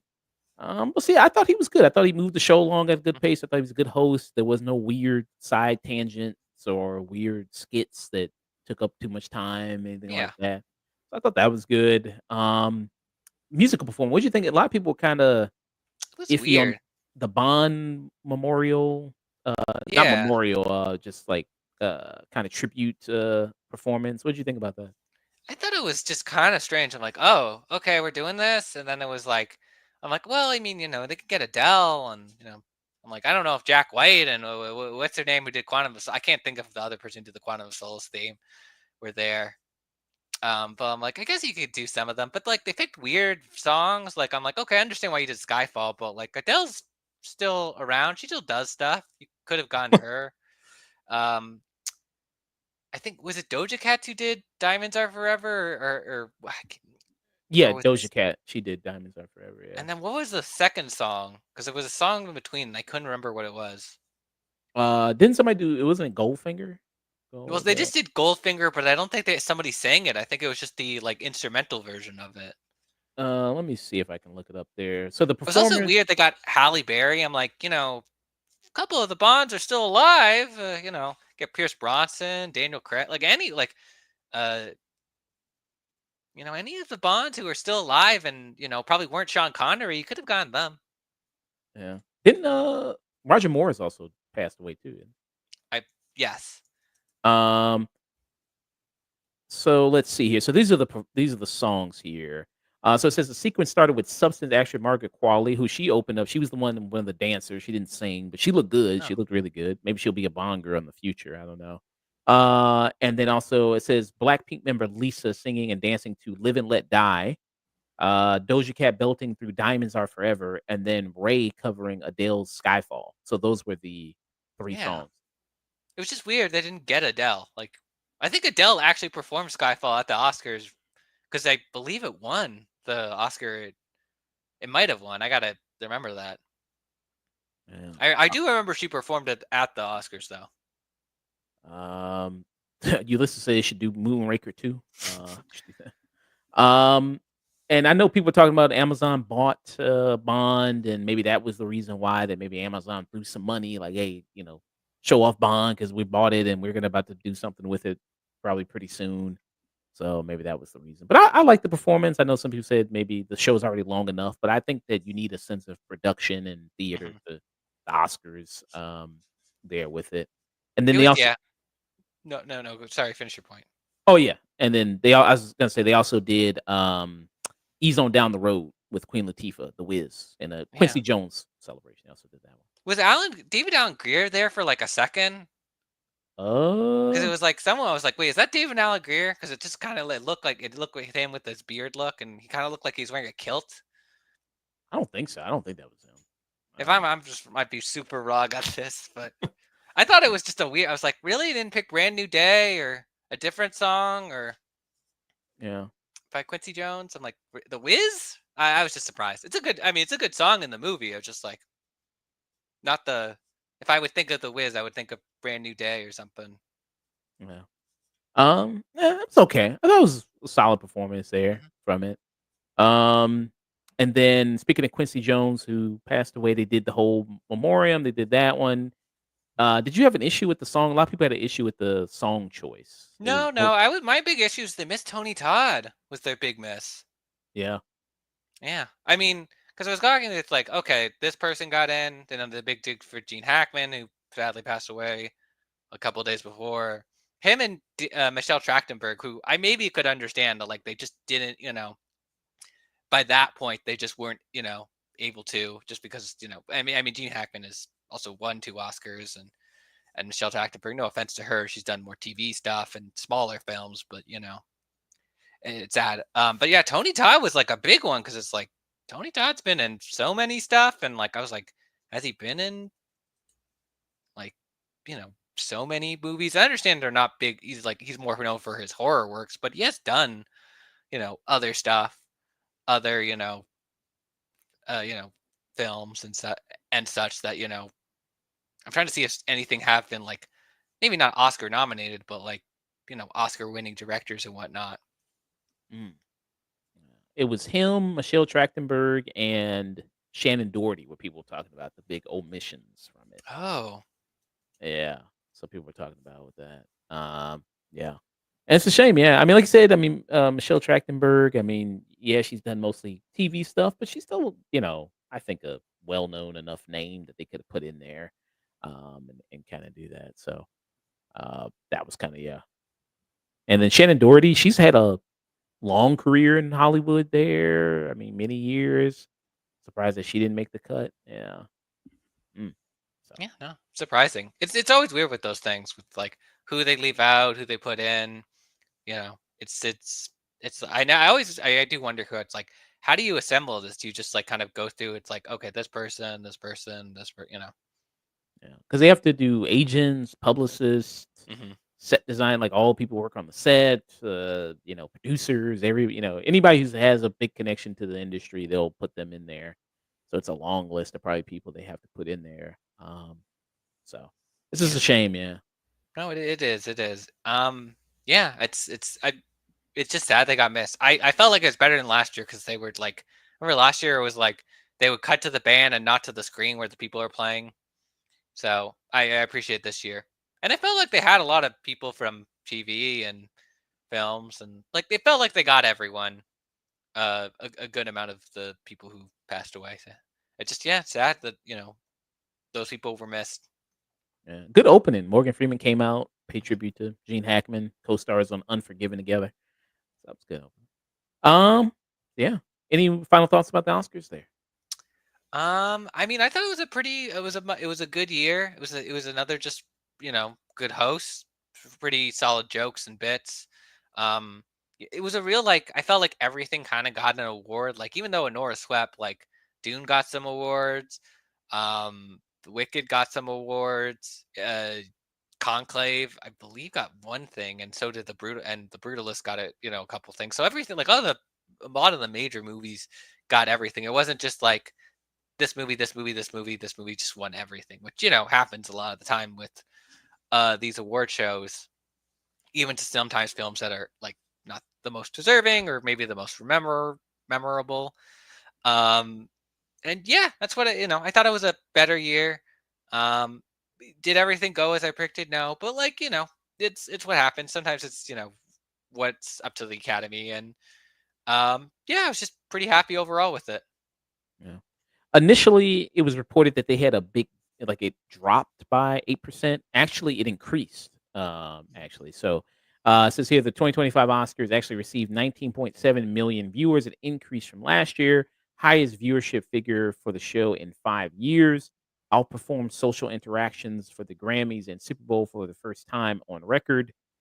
So actually did put so good people were watching. A lot of people were checking it out, watching it increase. So had that there. Yeah.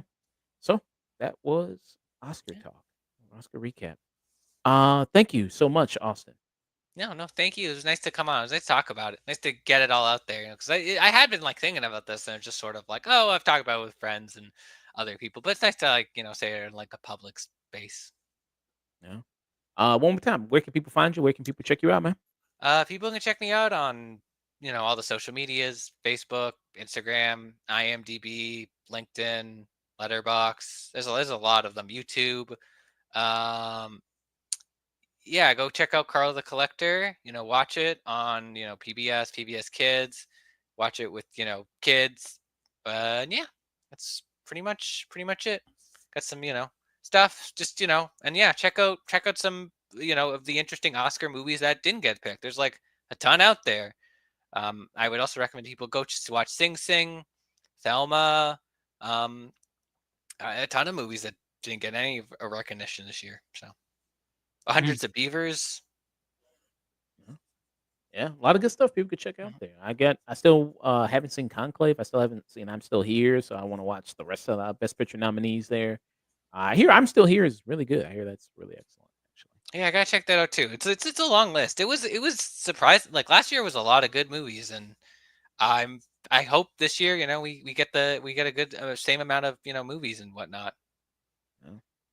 All right, Austin. I hope to have you on again pretty soon. All right, thank you. I'm Take gonna care, man. head out. Have a good Good night. luck with the Daredevil and I don't remember how to say the name. Ensa. Inja. and Yeah.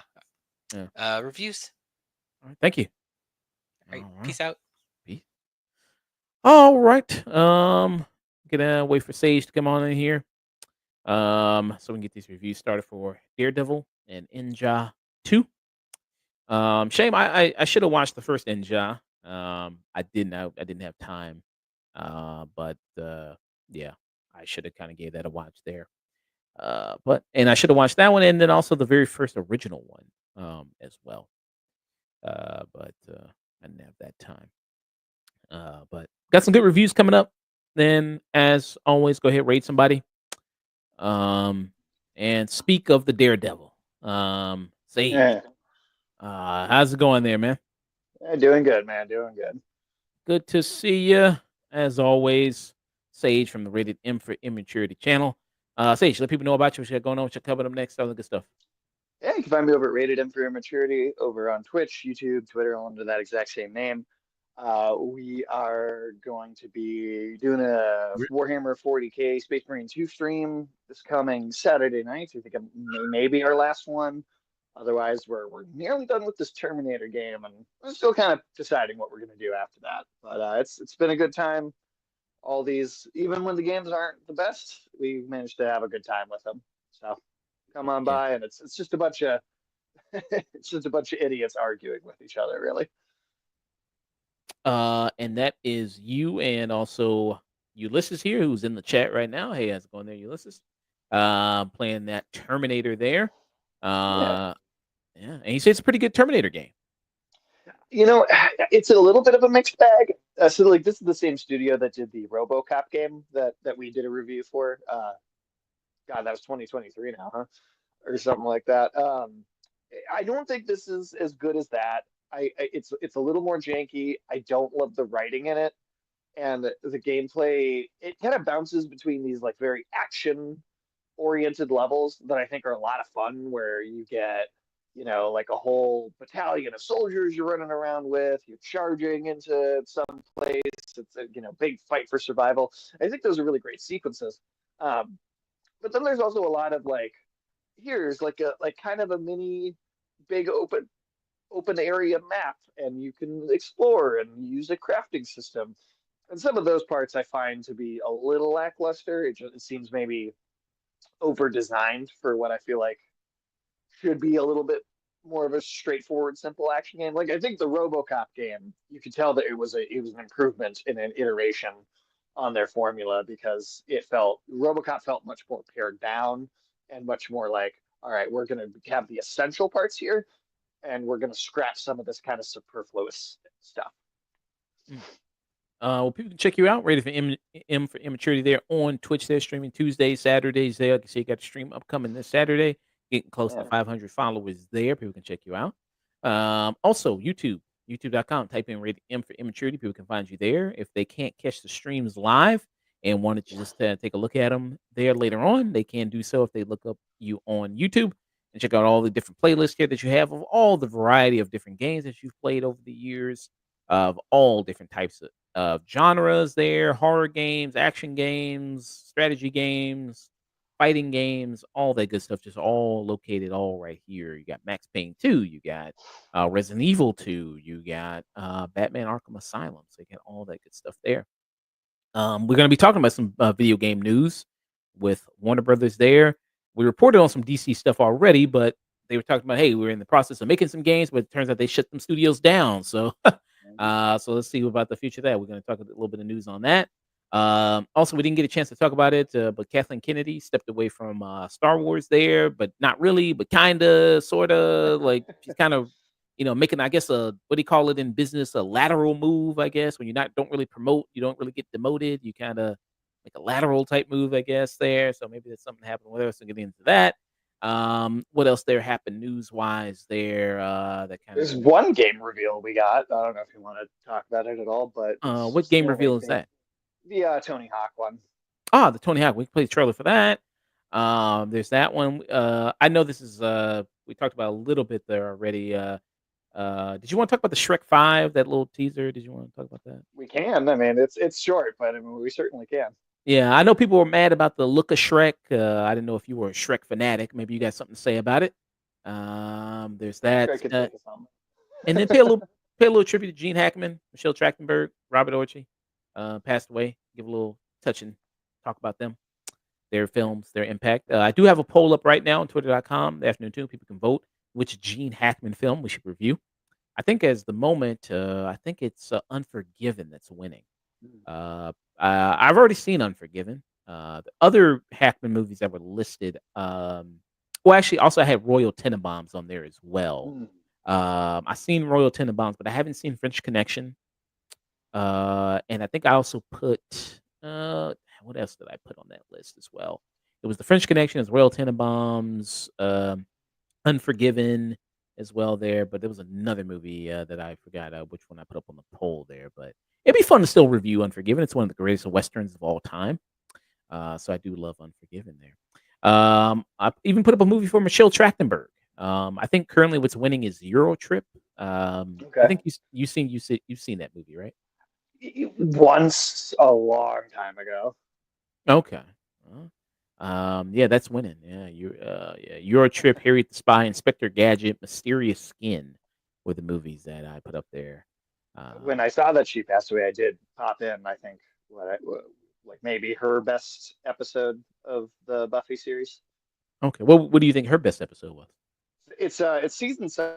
I'm trying to find the title and exactly which one it is, but there's an episode where everybody's kind of segmented off and doing kind of their own thing entirely, and she is home alone with like a super violent poltergeist, and I think it's like the best that she is Oh. Is it Josh in the whole Wheaton or series. what? Is he the poltergeist? Yeah. Yeah, I mean, it might have been. I don't think I remember you don't get like a great look at it. I see it's season 7, episode 7, Conversations with Dead People. I think that might be her strongest. Mm, okay. I'll go there. Yeah, I'll even watch a Buffy episode there with her there as well. Where's Buffy streaming now? Is it Hulu? Mhm. Ooh, so I've got the big box set for both those shows. I'm actually not sure, Mm. but it probably is Hulu because isn't the revival supposed to be the reboot sequel, whatever they're doing, Yeah, supposed to be on Hulu? I think so. Yeah. So On Tubi. Tubi. Hey, you may. Hey, Tubi and Hulu. yeah, you can't go right. Tubi usually sneaking some stuff. They usually have some good stuff on there. Usually, yeah, it's like, hey, when all else streaming service fail, you got Tubi. Usually, maybe it's on Tubi. It's come in handy a few times. Yeah. So yeah. So yeah, do that. So it was the French Connection. Conversation was the other movie. The Conversation, which I think maybe I've seen. I can't remember or not, but I've seen The French Connection and Royal Tenenbaums, but I've not seen Conversation or Unforgiven. yeah. So it's that. So that movie's really great. If anybody's never checked out the Conversation, movie's really great as well. So got a lot of great picks here to choose from. So there's that. Oh, right there. So Sage is going to help me also with these reviews. He's going to help me review their Daredevil Born Again and Ninja 2. Unfortunately, I was not able to see the first Ninja film. That I really wanted to check it out. I'll check it out. Definitely, I'll review that and watch that, the first one, and also the very original one as well, Ninja, which is from the 70s. That one Yeah, 1979. from the 70s there. So there is that. So awesome there. Maybe Ninja. That's just free on YouTube. It's like not even a full hour, I don't think. Okay. Maybe they'll be. You think it'll be nominated for best animated feature? Could be. Could. I mean, I think it certainly has a possibility. Yeah. Maybe the Oscars will block it. They don't want people getting. I wonder if it'd be animated film or would it go under like best foreign film? Do you think? Why not both? Could be both. That's possible. That's Yeah. possible too. Sometimes the movie gets nominated for best foreign film and best picture. Could be both there. Yeah. Or maybe people don't want people to get exposed to that China delightfulness, that China greatness. They want to stop the greatness there of China. So yeah. Discuss that, review that. All right there. Uh, very good stuff. Let me pull up my notes for this. Daredevil. We're gonna do that first. There. Or did you want to do the news first? Or you want to do the reviews first? Let's do Daredevil. Okay, let's do it. Right there. I'll go ahead and pull up my notes for this, and we go ahead get started. Reviewing this Daredevil Born Again. The devil is back in Hell's Kitchen. Well, not yet. It's been a 2 episode premiere, so the devil isn't officially back yet. There's been a year break as we see there. Yeah. Yeah, we got to Um, wonder where you've seen that storyline before. hey, well, sometimes you see enough of these superhero things, read enough of them, it's like, well, sometimes, I mean, I'm not talking about any other super. I'm talking about the last season of Daredevil. last season of Daredevil. Yeah, I'm trying to work my way through it again. I'm on season 2, midway through that. Catch up. I rewatched Oh, the entire thing maybe 2 years ago at the longest, so it's pretty fresh in my mind still. yeah. All right. Let's get into it. So, our first review of the day is going to be for Daredevil Born Again. The devil is back, there, as they've been saying. 7 years people have been waiting for Daredevil to continue. 7 years ago, the series, they made that announcement that it was canceled. Marvel was like, hey, we're canceling the show. Everybody, what the fuck? What are you doing? After the stellar third season there, they canceled all the Marvel Netflix shows there. It's like, we're getting away with that. We're doing away with that. We're doing away with the entire Marvel TV production team there who do all those shows there. And we're going to get rid of that. And they canceled all the Marvel Netflix shows. But now, after years of campaigning from fans and even from the actors themselves, you have Vincent D'Onofrio, who was out there. He was champion. He was like, let's bring back Daredevil. Let's bring him back. Let's bring the show back. Charlie Cox, I think at one point was like, yeah, he was on the train for a little bit, but then at some point he's like, man, give it up. Hey, this shit ain't coming back. I'm already moved on. It's time to go on to greener pastures. But no, it is here. It has happened. They showed the trailer for this. They announced it, and to much fan delight. But then after this 2 episode premiere that is on Disney Plus, maybe some people are like, man, maybe this shit should have stayed gone. Maybe it should have stayed dead and canceled. We're going to be getting into that, the reactions as well as our own thoughts on this 2 episode premiere. So it is on Disney Plus. It is right now. Daredevil Born Again is a 9 episode season here. I believe 9, and then season 2 it will be like 8 when it comes out. 8, which they already are filming season 2 at this moment right now. They're already filming, and they expect season 2 to come out next year. So they're already filming it at this moment right now. But what has been going on in these 7 years since we last saw the Matt Murdock here character Daredevil? Well, we see that life has continued on for Foggy, for Karen, for the team. They're still running their law practice there. They're still trying cases. You see that yeah, they're still doing that. So life has continued on in these 7 years. It hasn't. We just don't pick up right immediately after the end of the third season. You see that some time has passed, and then after the events of what happens in this first episode, there's a time skip, a 1 year time skip, where it goes even further. Where we see characters in a different spot there than what we've seen them before.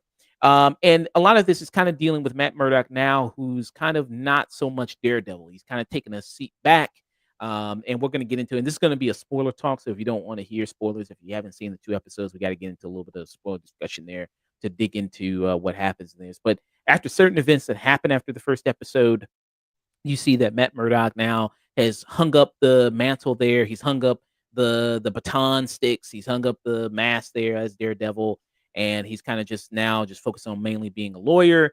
You see that Wilson Fisk, who's played by Vincent D'Onofrio, he's running for mayor now and actually wins the bid to run for mayor there. It's announced there in the very first episode that he has won. You already see it in the trailer anyway that he's won there. And now it's about his position taking over the city as mayor and kind of him trying to figure out, okay, do I still remain in the criminal life? How do I kind of balance both those things? You think maybe is Fisk trying to go straight after all these years we've seen him in this show uh, commit to a life of crime to try to move his way up there in this criminal empire ladder? We see that kind of going on. So yeah, that's kind of the stage we're set here for this. And then you have some other additions here kind of going on with characters. There's this character who we didn't see in the first 2 episodes. Well, actually, we did. We actually did see the character in the first episode, but is kind of pitched as this person is going to be the main antagonist for the series, and that's the character Muse, who's going to be the main villain here for the series there, for this season, for this time around. And then we see it seems like this season we're going to get a lot more actual court stuff in this. Like there's a big court case that's happening right now of Matt Murdock defending the White Tiger there, of that. And that the character name is let me see if I can find the character name here. Unless you already know it offhand. Not the like actual human character identity. I don't. Yes. I kept thinking like White Power Ranger whenever I saw him though. Hector Ayala is the White Tiger, and the actor who plays him is Camora de los Reyes there, who recently did pass away, and they did pay tribute to him. He comes up in the second episode, and he ends up having an incident where he runs into cops there, kills one of them, and is on trial there for the murder of that cop. Kills him And with bad CGI too. bad CGI kills him with that there. Bad CGI, and we're going to be getting into some of that CGI that happens. But yeah, I mean, like I said, this was highly anticipated. Many people been looking for this. Daredevil was one of their favorite, for a lot of people, their favorite Marvel Netflix show there. Just all the things it did. It was such a departure from what they did regularly in TV. But yeah, so Sage, what are your thoughts here on Daredevil Born Again? Oh, well, let's say it succinctly. My disappointment is immeasurable, and my day is ruined. I, I, this was for sure my favorite of those shows. I mean, I think it's better than 99% of the movie output of the MCU. I think those three seasons are so strongly put together. Maybe there's some things here and there, like some of the stuff in season two with the hand is maybe not the greatest, but there's still so much good character surrounding it that even at its worst, it was still very good. Um, and sadly, I just don't think really anything came over to this. I'm not even gonna beat around the bush about it. I thought this was bad. Um, bad. Starting right at the beginning, they make a choice that I found just I was flabbergasted at the decision making, especially with a lot of like, you know, talk about what was going on behind the scenes and how like, oh, we, the old cast wasn't going to come back, and then they kind of rebooted and reworked the show mid-production because they were like, this isn't working. We do need to bring the old cast back. And then you watch it and it's like, oh, well, I feel like you kind of still didn't. Um, and it just, I don't, on a lot of levels, like some of a lot of the dialogue to me feels very cliche, very corny. It's lost a lot of the nuance that existed in the original show. It almost to me feels like a script written by an AI that was like fed the three seasons of Daredevil on Netflix, and it was like, all right, write us some new episodes. And it because it feels like just it feels Disneyfied. It really feels Disneyfied to me. Mm. Yeah. So in these first two episodes, like I said, we're gonna do a spoiler talk, get into in depth of how we feel about it. So before I do that, I'll give my kind of generic kind of thoughts, and before I deep dive a little bit more, how I feel about these episodes. So yeah, like I said, I mean, Daredevil, I think is one of the best series they did out of there when they did the Marvel Netflix shows. Um, and, Jessica Jones is a strong runner-up with the first season. I think that's really great. That's just like a strong runner-up there. But a lot of the other seasons of those shows, like after the first season, really kind of weakened. Jessica Yeah. Jones, Luke Cage, Iron Fist maybe even had a good start. It started Yeah. off. I mean, it fell flat on his face even the first season. So there's More like that. an iron foot in the mouth. Yeah, so that one didn't even have a good start. And then they did the Defenders. They did that one, the team up show, which was okay. It was all right. I think some of them had good chemistry with each other. It was Um, decent when Iron Fist wasn't on screen, as when that show was at its best. yeah, and I think even Iron Fist improved having to team up with them. I think like when he was with Yeah, Luke Cage, I think okay, if you were to do a Heroes for Hire show, I think yeah. this would work. I think those actors actually have some good chemistry together. I There. think the best Iron Fist ever was on screen was there. There was like one episode that was it might have even been titled Heroes for Hire, but it was like the Heroes for Hire episode of season two of Luke Cage. That one episode, the writing staff of the Luke Cage show figured out how to do Iron Fist's personality right, like as a guest star immediately. I don't know how the show about Iron Fist never figured it out, but Yeah. Yeah, when Iron Fist actually jumped on and appeared on Luke Cage's show. That's actually the only time I really, really liked him. I was like, okay, this actually really was good. And there's even rumors that possibly maybe that those other characters are going to show up, like Punisher, for example. He's going to show up. That's already been said that he is going to show up in this season. John Bernthal, and even his show, I thought was okay. I thought it was good. It wasn't spectacular. I thought he was much better in Daredevil than he was in his own Yeah. show. There. But yes, it was one of my favorite ones there. Daredevil, just with the tone of it, the look of it, the grittiness of it. People mention the darker tone. Everybody brings that up. The fight sequences, obviously, that was also very memorable about the show, about the brutality of it. It's the first time people rarely ever see people in these type of situations. Action heroes get tired while fighting. That was a big thing. And it started the whole hallway fight trend, I think, in a lot of things with the Marvel stuff there, with a lot of that people doing that. And Charlie Cox, Vincent D'Onofrio, as the Wilson Fix and Daredevil, a lot of people do Pitch Perfect in their portrayals Yeah. here of it. So now with this Born Again series, like I said, life has continued on for these characters in those 7 years.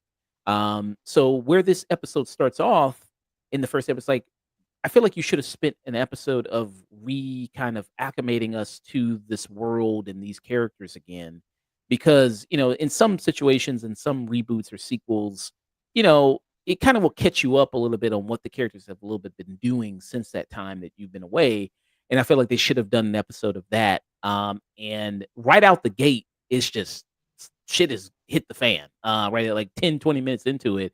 Like when I saw this initially, because they did release a clip online of this right here. This is a fight between Bullseye and Daredevil.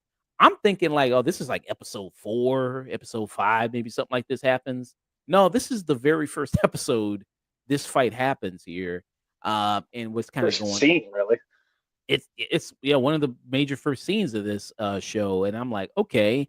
So I think that was kind of a mistake there.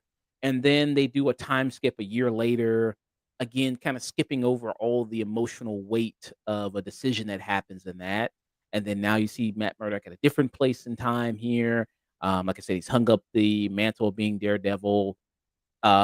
Maybe the show here, the first, is going to focus a lot more on the court aspect of things. I know you said that was a little bit lacking in the initial Daredevil show. Yeah. One of my only criticisms, really, of the Netflix series is I feel like you don't get to see him do a lot of being a lawyer. Here and there, there's moments for sure. If there was one thing I maybe would like to see more of, it would have been that. Um, but I got to say, with the lack of like tact that I think I'm seeing in the writing here so far, I'm not excited about seeing more courtroom stuff now because I just don't believe they're going to be able to make that interesting or keep that going in a way that's engaging. Mm. So you see that, and then the second episode is where he gets handed this big court case with the White Tiger. And as of And I this, feel like we've moved on completely from everything that happened in the first episode by yeah, episode 2. Like all the way, like, all right, forget about all that. We're doing something else now. We're done with it. yeah. And with episode 2, it kind of again kind of can we see a little bit of these characters where they are like Fisk is, with his wife Vanessa, who that was such a big element in the first few seasons here. Um, Yeah. Now him and her are basically on the outs there. Um, Do you know what the actual reason for that is? uh, so you saying like in the episode, I think it was because it seemed like, well, if you follow Echo and I guess some of that, what happened, he was bedridden there. He did get, if people remember Hawkeye and the Echo show there, he did get shot by that character. Um, Amazing medical technology in the Marvel universe there that somebody can get shot through the eye. And I know it happened in the comics as well, right? He did get shot as well in the comics. Yeah, in the comics, it was literally because, I mean, again, he's just like 350 or 400 pounds of just straight up muscle that, like, the bullet literally just couldn't get through, like, all of the muscle in his face. Oh, That was the comic explanation for it. okay. So there you go. And he's got a little bit of a scar there, you see. Yeah. So while he was resting and recovering from getting shot in the face, Vanessa has taken over the criminal empire of Fist there, and it seems like she actually enjoys it as the queen pin. I guess is the term. She actually kind of enjoys it there, and Well, it's even a little bit lamer than that though, because it's not just from him getting shot in the face at the end of Hawkeye, because that happens, but then he comes back still ruling his criminal empire in the Echo show, and then she boinks him on the forehead, and uses her undefined glowy powers that I still don't know exactly what those are supposed to actually be doing, to make him think about his childhood trauma, and then he runs away crying, and because he ran away crying, that's why they're on the ups in this show now. mm, never open up to a woman. I guess never do that. Um, yeah, and then it also said that Vanessa has stepped out on Wilson Fisk, that she has cheated there. For a Um, second, I thought it might have been Matt. mm, but I mean, he's just such a giant horror. He gets around. I thought maybe they'd go there, but yeah, I think I'm like I said, I'm trying to work my way through the series again, but I don't think Fisk ever. You don't see him with any other woman other than Vanessa, right? No, it's just Vanessa. no. And they're so devoted to each other in all that whole show that I don't know. The way that they've been like, well, he ran away crying like a little bitch in Echo, so now they're going to be going to couples therapy in this. I don't know. It feels like a very weird direction to take those characters in. Yeah.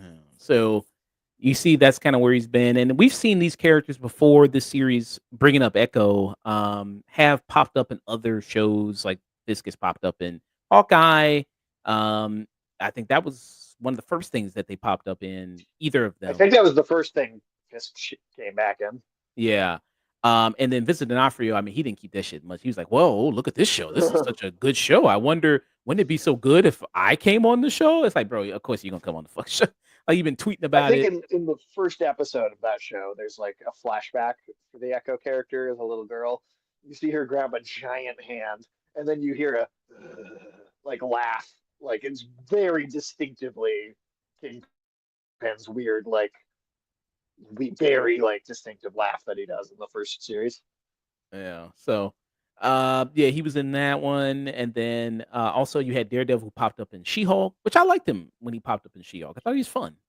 I'll be upfront. I think that episode of She-Hulk was a better episode than both of these episodes of Daredevil.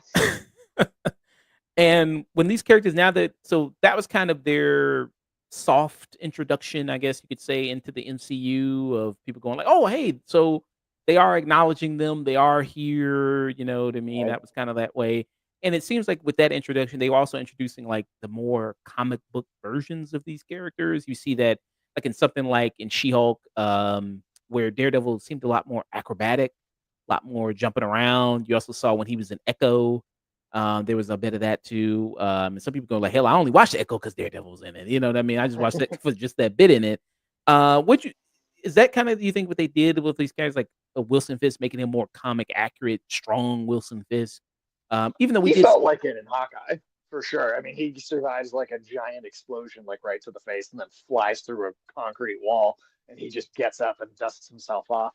So for sure in Hawkeye, he felt like a very much more comic book because like the comic book Kingpin is like I said, he's like 350 pounds of muscle.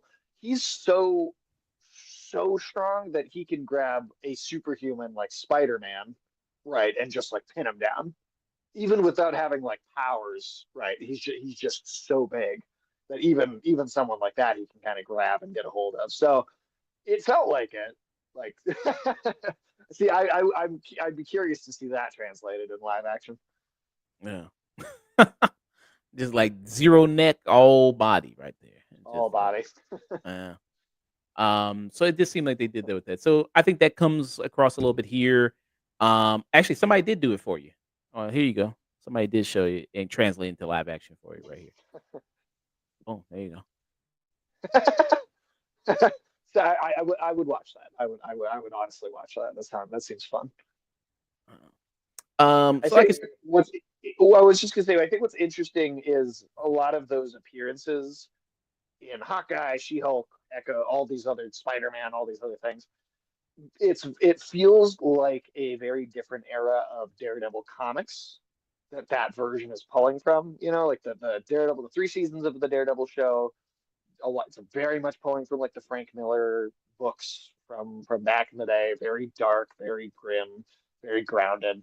And all those other kind of smaller appearances you're talking about had like a more kind of light and airy, kind of fun, kind of aspects to them in terms of like the personality of the character and how he was presenting himself as Daredevil. And that feels a lot more like kind of some modern like Mark Waid comics. And I think one of the things that makes this new show feel so weird is it's trying to go for a darker tone, like something like the first two seasons of the show, like that, like this Frank Miller comics, but it's specifically pulling from much more recent Mark Waid, Chip Zdarsky comics that are these much more bombastic, much more kind of lighthearted Daredevil stories. And so it's at an like I feel this clash of tones in the plot lines that are being presented and then the tone in which they're being presented in. Okay. So like I said, as somebody who was really looking forward to Born Again, um, I am slightly disappointed in these first 2 episodes, I would say, being a big fan of the previous 3 seasons there of this show, and like I said, maybe my expectations were just a tad bit too high maybe for it, of seeing these people return. I listen, still got 7 more episodes to go. I'm still obviously, I gotta watch it because 'cause we're gonna do a whole season review of it, but it is a little like I do feel you I what you're saying as far as clash of tones go.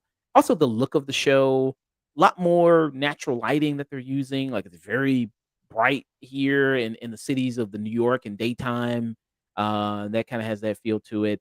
Some of the CGI, is very wonky, here, and that happens a lot in the fight with Bullseye, where you see that initial fight there. It kinda looked it's not as bad as it, but after watching Daredevil 2003, it was kinda like a little bit like that with kinda people moving around there, but it's more trying to do comic book Daredevil where he's jumping around and very acrobatic and things like that, with that. So that didn't look all the best. And then it just has that look of like Disney show, like that visual style of storytelling as opposed to this is not, this is something different than the Netflix Marvel Daredevil. You know what I mean in terms of visual. And I mean, by all means, do your own thing. Don't just copy what they did. And this is a different creative team involved in this than it was with the Marvel Netflix show. But I just you think you can really Oh, you can tell. you definitely feel that, right? And obviously just don't copy and do what they did, but you definitely feel that here. And like I said, I do think that jumping us into this world because is Born Again, is it supposed to be kind of something that if you hadn't seen the first 3 seasons that you could just watch this here on and be okay? Or is it supposed to be a continuation if you are a big fan of the 3 seasons and you want to see it? What do you think? To me, it feels like it's not quite either, but kind of both at the same time. It's this thing of again the clashing tones. It feels like it's a bit of a mess of a production where like the there's stuff that happens in the first 10 minutes, first 15 minutes of the first episode that if you're a new viewer, there's literally no way that you could possibly care about what's happening. I didn't care about what was happening because I felt like it was so rushed and poorly executed, and it didn't give me time to care. But if you're a new viewer, you've never watched it, like you're like, oh, let me check out this new Daredevil. I've never seen Daredevil before. I don't think it gives you a reason to care about what's going on. It's completely dependent on having seen the other seasons of the show. And again, I don't think it's even effective if you have.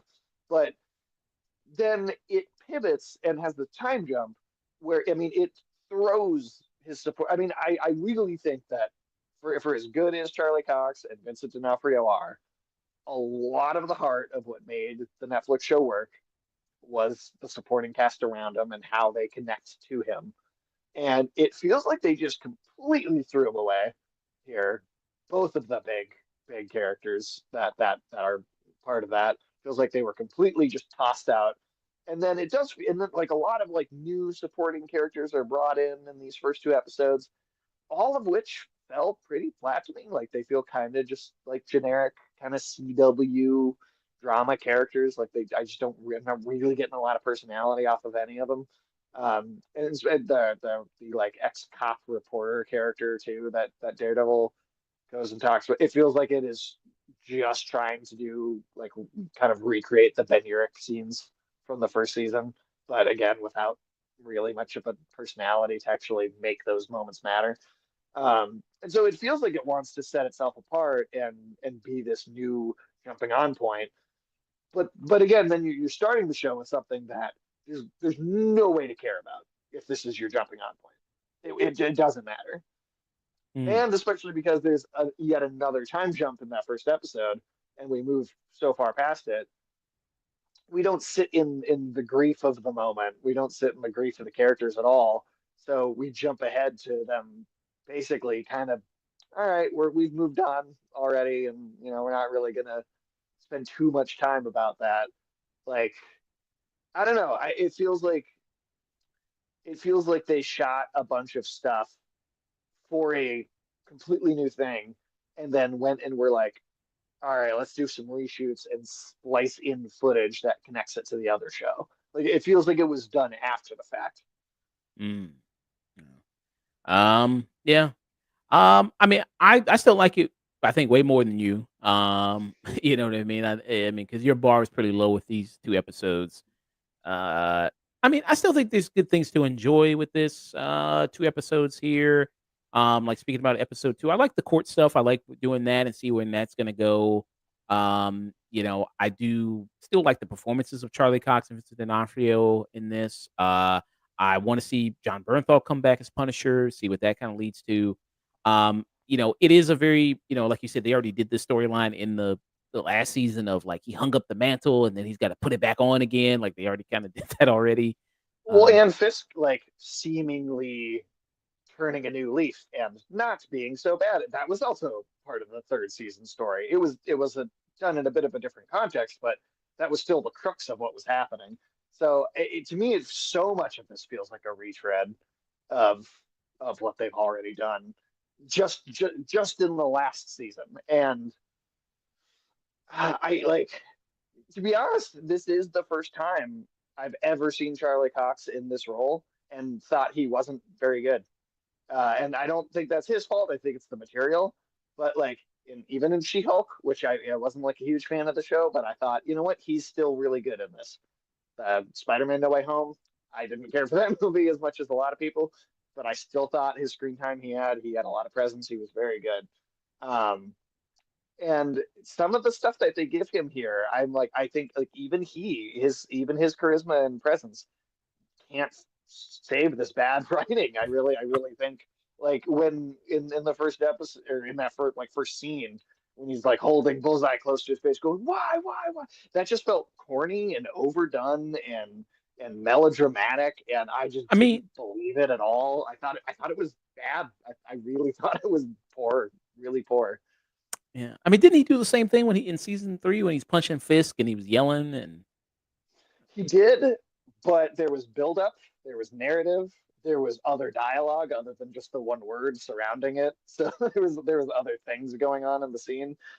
Some to do a moment like that with no buildup don't make me care at all because you know what, all the caring that I did in the first 3 seasons about this character, none of that counts for what happens here. This new team of writers has to make me care about this character now in this episode, and I didn't because you just showed him to me for 30 seconds and then did that. So there's no emotion in it to me at all. And so to see Matt have this big reaction, to me it just comes across as corny because there's no genuine emotion in the scene. It feels like obviously like everything is staged because it's a piece of fiction, but it's like the difference between everything is staged and it feeling like it's staged. It doesn't feel natural or organic. It feels like I'm so aware, like I am not invested or sucked in. I am so aware of it being a production and a piece of fiction. Like I feel like I can see the set and the green screen and it the doesn't camera guys behind. It just immerse you. doesn't It's not sell itself. mm, No, no, not at all. Not at all. mm. I thought it was, like I said, I thought it was genuinely bad. Not just okay, but really bad. And I've never thought Charlie Cox was bad in this role before, but I am finding him to be lackluster in this particular version. Yeah. I don't want to give a rating because it's only these 2 episodes. So I'm gonna wait till the season's done to give a rating for that. But yeah, I mean, I would say that it's a little lackluster there. I still think, like I said, good things to like about it. See where it kind of goes. There's a storyline that's going to come up with the cops and Punisher and wearing the logo of the Punisher could be interesting. Fisk, it seems like they're doing heavy Trump allegory stuff with him. And from people I've seen do a review for it that have watched more episodes, that had watched more of the episodes, it seems like they lean heavy into that with that. And obviously, you could also draw parallels to not only Trump, but to Eric Adams, who's also the mayor of New York right now, who's also caught up in a lot of crime going on as well. So you can draw it to a lot of other parallels, a lot of other politicians. But it seems like it's a heavy Trump narrative allegory that they're doing there. But maybe Which just could work, but so far it feels very heavy-handed and simple. yeah, so that's my issue with it. Then there's this other storyline kind of going on where there's a character who's related to another character we saw in the first series. And we'll get into it in spoiler talk there with that. But so yeah, I mean, you're really low on it. Um, yeah, I mean, I can give individual ratings for the episodes. I wouldn't give it for the season because I haven't seen it, but I it's low. It's low. that's low. So what would you get? Yeah, what would you get the 2 episodes? I'd give the first episode a burn it and the second episode a skip it. Mm. Okay, so at least you like the second episode better. So you like the second episode. It was a little better. I still don't think it was very good, but it was a marginal improvement over the first. Yeah. So maybe the third episode would be a stream it, and then the fourth episode would be a tune in, and then the fifth episode would be I would love for that to be true peak. because I was excited about this. Like I'm down on Marvel a lot, these days, but I was excited about this show. I thought, hey, you know what? At least based on the trailers, it seems like it could be good. I mean, I will say, even the trailers, I did not get as hyped as a lot of other people. I feel like a lot of people were like, "Oh my God, this looks amazing. I'm so excited. I can't wait. It looks so good. We're back." And even though I think the trailers are good, I don't think they're bad, but I don't think they're great. And there's just in the trailers, I was noticing like certain things about the cinematography and some of the dialogue just not being as strong. It's like, especially if you just go back and watch just the trailers for the different seasons of the Netflix show, those trailers are far more well produced and edited and better at not giving too much away and showing you just enough to be interesting or intriguing. So even just comparing the trailers for that show to this show, I think there's a big drop off in quality. Um, and so like I did, there was a little hesitancy even going in where I was like, you know what, my expectations were this looks good, but I don't think it looks great. And you know what? I'm okay with it just being good. It doesn't have to be as great as the other show for me to enjoy it. I'm okay with it just being good. So I was kind of even prepared for maybe a little disappointment or a little bit of a drop. I was fully accepting that that was going to be the case, but it was so much worse than that. Mm, well, okay. Um. So if I mean, I had to get ready just for these 2 episodes. Just talking about these 2 episodes. Um, I'd maybe give them a stream it for me, just to stream it. That's kind of where I'm at with it. But yeah. So let's get into spoilers here.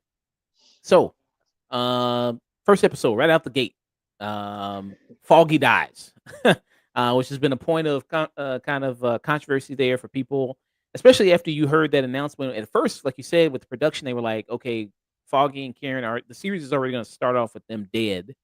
And then it got retooled, and then that's when they did a bunch of changes, and it's like, okay, Karen and Foggy are no longer going to be dead, and they're going to be back.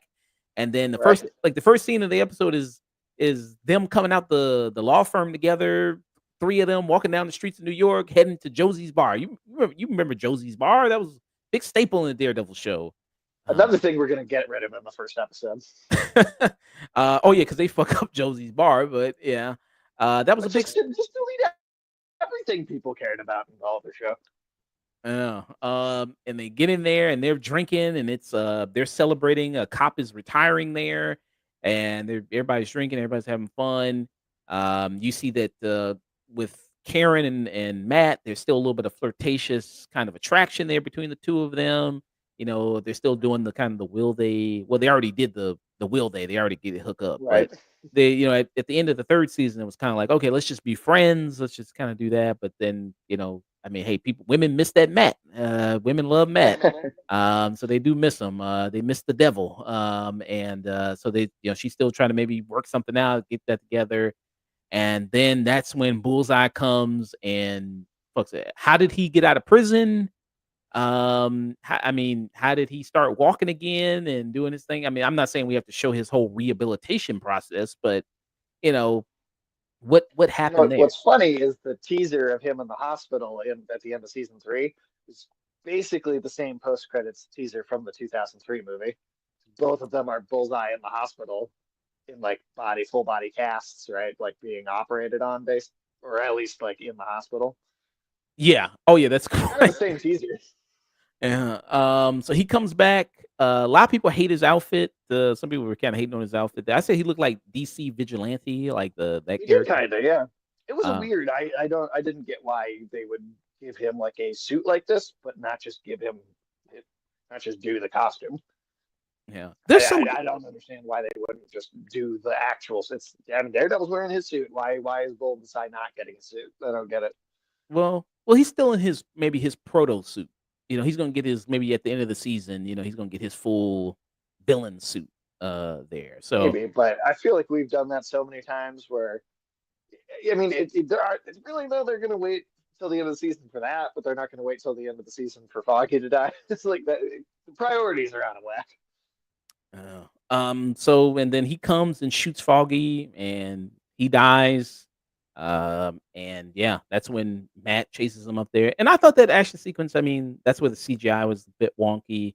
I still thought there was some good things to like about it, like the scene we played of like the lights, the flickering, and him going up and throwing the knives and him trying to deflect the knives. I thought that part was really good. I did like that of it. And yeah, I mean, after he does his thing of hearing Foggy die, his heart stops there.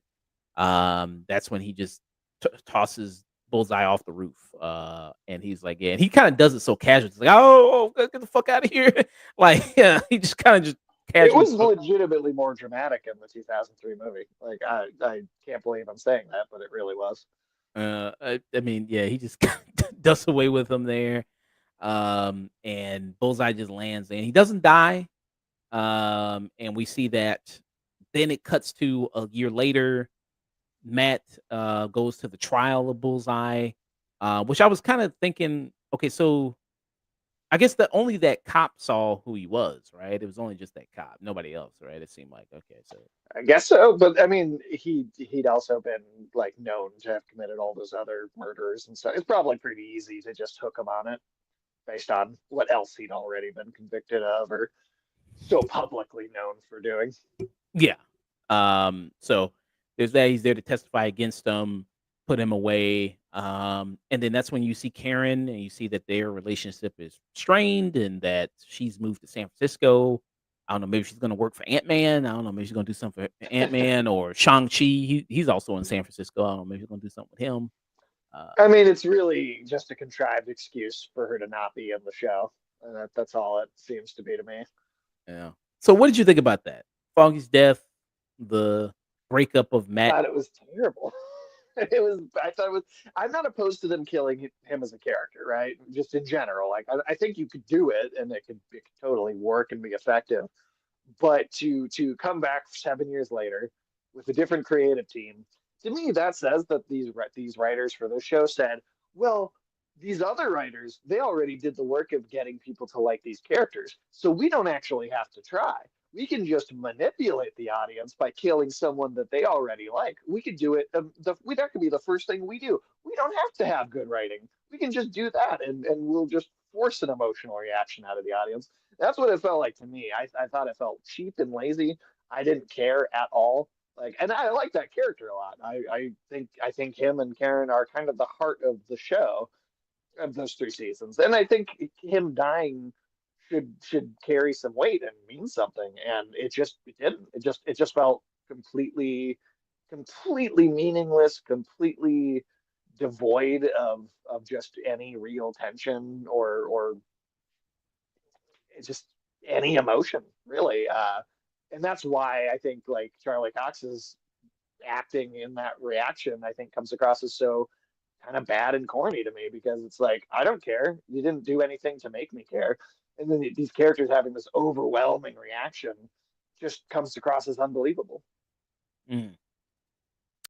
Yeah, with Foggy's death, I mean, that's why I said you needed to more introduce yourself to these characters where they are now. If you had an episode or two, and I get you only got 9 episodes, and you don't want to waste a lot of episodes there, but again, you have to kind of reintroduce us to these characters again, and where are they at now in their lives? Like, what's the dynamic of these characters going on? And go like, oh yeah, this feels really like I said. It started off, with them and their friends and the bar and all these other things they're doing. Case like if you just had an episode of that, uh, that would have been good, and I think that death would have been more impactful because it really is trying to cash in on. Well, you already have built up a lot of emotion with this character for the 3 seasons already. So when this moment happens again, that's why I say like, is this show supposed to be? Is it supposed to be something new, like for people who've never seen Daredevil before, or is it supposed to be for people who've watched it before and continued? Because if it's supposed to be kind of like this reboot, then why the fuck would you care about this dude that just died and Right. you haven't seen him before? Like, why would that matter? Like, It it feels doesn't. like they couldn't decide. Yeah. And then him and you said that him and Karen kind of splitting, like you said, the friendship is not even there anymore. Doesn't make sense. Her I don't moving. think so, because the entire third season was about how Matt was doing that to her and Foggy, and she was so mad at him for putting them at arm's length. And the whole resolution of season three was about, hey, we all learned that that's not a good way to go through life, and we need to be a little closer and be there for each other, and kind of like maintain these relationships. And so not only is it not only I think does it not make sense because she was, angry about a different character doing this exact thing, but it makes her come across as like a giant hypocrite if this is supposed to be the same character, the same version of the same character. And then it makes her kind of unlikable, because it was like, you just spent a whole season. Again, if we're looking jumping from the last show to the show, it's like you just spent a whole season very upset about this thing being done to you, and then you're going to immediately turn around and do this exact same thing. Mm.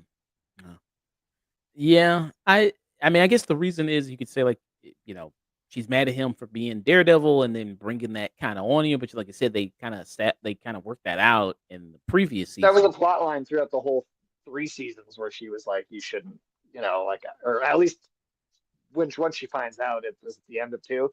But all of season three is like dealing with that as an idea and an issue and a strain on the relationship of these characters, and it's completely resolved.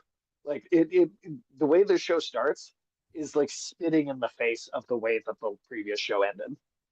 Yeah. So that didn't really make much sense to me. And they already announced that Karen and Foggy are going to be back in season 2. They already announced that. There. Which is, I mean, are they rebooting it again? So they already announced that Deborah Ann Wolf and what's the actor who plays Foggy? What's his name? Eldon Henson, I believe.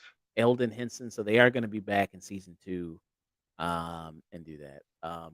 So you got that. I don't know. I mean, I assume she's also going to return Karen Page because she's listed on these number of episodes. She's going to be back in the other episodes of the show. There. Um, yeah. So I thought that was a big blunder there for this show. Like I said, I don't have an issue with them killing Foggy if you build it up and it makes sense. I don't have an issue with that. If Matt had been gone during like the 5 year snap chunk of time, and he wasn't there to stop Bullseye, and that's why I thought, like, I don't know, just come up with something that actually makes sense. I just feel like very little thought was put into this. So when the 1 year later happens, you see that okay, Karen's moved on. She's in San Francisco, but Matt now works at this very big, high price law firm now. And in the comics, he goes to San Francisco and works at this law firm in San Francisco. for like a period of time in the comics. So Oh, okay. it's a weird flip around thing that they did here, where it's like, okay, Karen's going to go to San Francisco, and then we're just not going to see her, but the place that's in San Francisco is going to be here instead, and we're not going to have Matt go anywhere. It's just going to be the law firm at home. Yeah. It's one of those things where like it's not necessarily like wrong inherently to make changes like that, but it does come across as changing things for change's sake rather Mm. than because you have an interesting idea. Yeah. So he stays in New York. Now he works at this big high priced law firm there. He's moving on up in the world. And he's working with this other lawyer here, who's played by Nikki M. James. She's actually recently I saw her. She was on Severance. She's really great. She's on Okay. Severance there. She's there, so she's with him. And then the guy that had that retirement party at Josie's, the cop who actually saw him, Sherry. Cherry there, Sherry, he's kind of being a PI for them, for the lawyers, and help investigating things. Um, so you didn't like any of the newer side characters in the show? I find them all really flat and kind of just really personalityless. They feel like stock kind of cardboard CW character archetypes to me. I don't think they're adding anything. I don't feel like there's any chemistry between Matt and these other actors. I mean, and again, I think the script is just it is I think the worst part about this whole thing. And so, these actors might all be amazing. Um, but if you have no material for them to work with, then I mean, it's like some of those actors in the Star Wars prequels. It's like you get some great actors there, but you give them bad enough material, and everybody ends up looking bad. Mm. So that's kind of a little bit of his new supporting kind of cast people. Fisk, since he's been mayor, you see that he has a new. He's replaced Wesley. He's got his own new Wesley, basically right hand guy. We see limited interactions with him. And this is the Michael Gandolfini character. No, it's a different character. I think his Oh, name was uh maybe Buck. I think was his name. oh, okay. Yes, yes, yes. There, It was I that remember. guy. He doesn't speak a lot, but he's just kind of there, and he kind of does. Yeah, he kind of there. But the Michael Gandolfini character, who people know is the son of James Gandolfini, there, and people also made the connection that you have another Soprano son, also in Daredevil, because there was an actor who played his son in the show Sopranos, who was in Daredevil 2003. But then you actually have his actual son actually appear in Daredevil there. And his role is he plays a character named Daniel Blake, and he's kind of like the young Republican, guy influencer for Fisk. He's coming up with Fisk can fix it and all this other stuff, and he's the social media guy, I guess, of the campaign. Um, what'd you think about him? I'll be honest. I found him maybe to be the worst out of anybody. I found him like kind of grating whenever he was on screen. He comes across as so silly that it's like even the rest of the show, which I don't, I mean, obviously I'm not a big fan of, I don't think is working very well. He feels like, especially even considering that, out of place in the way he speaks and the way he tries to interact with these other characters.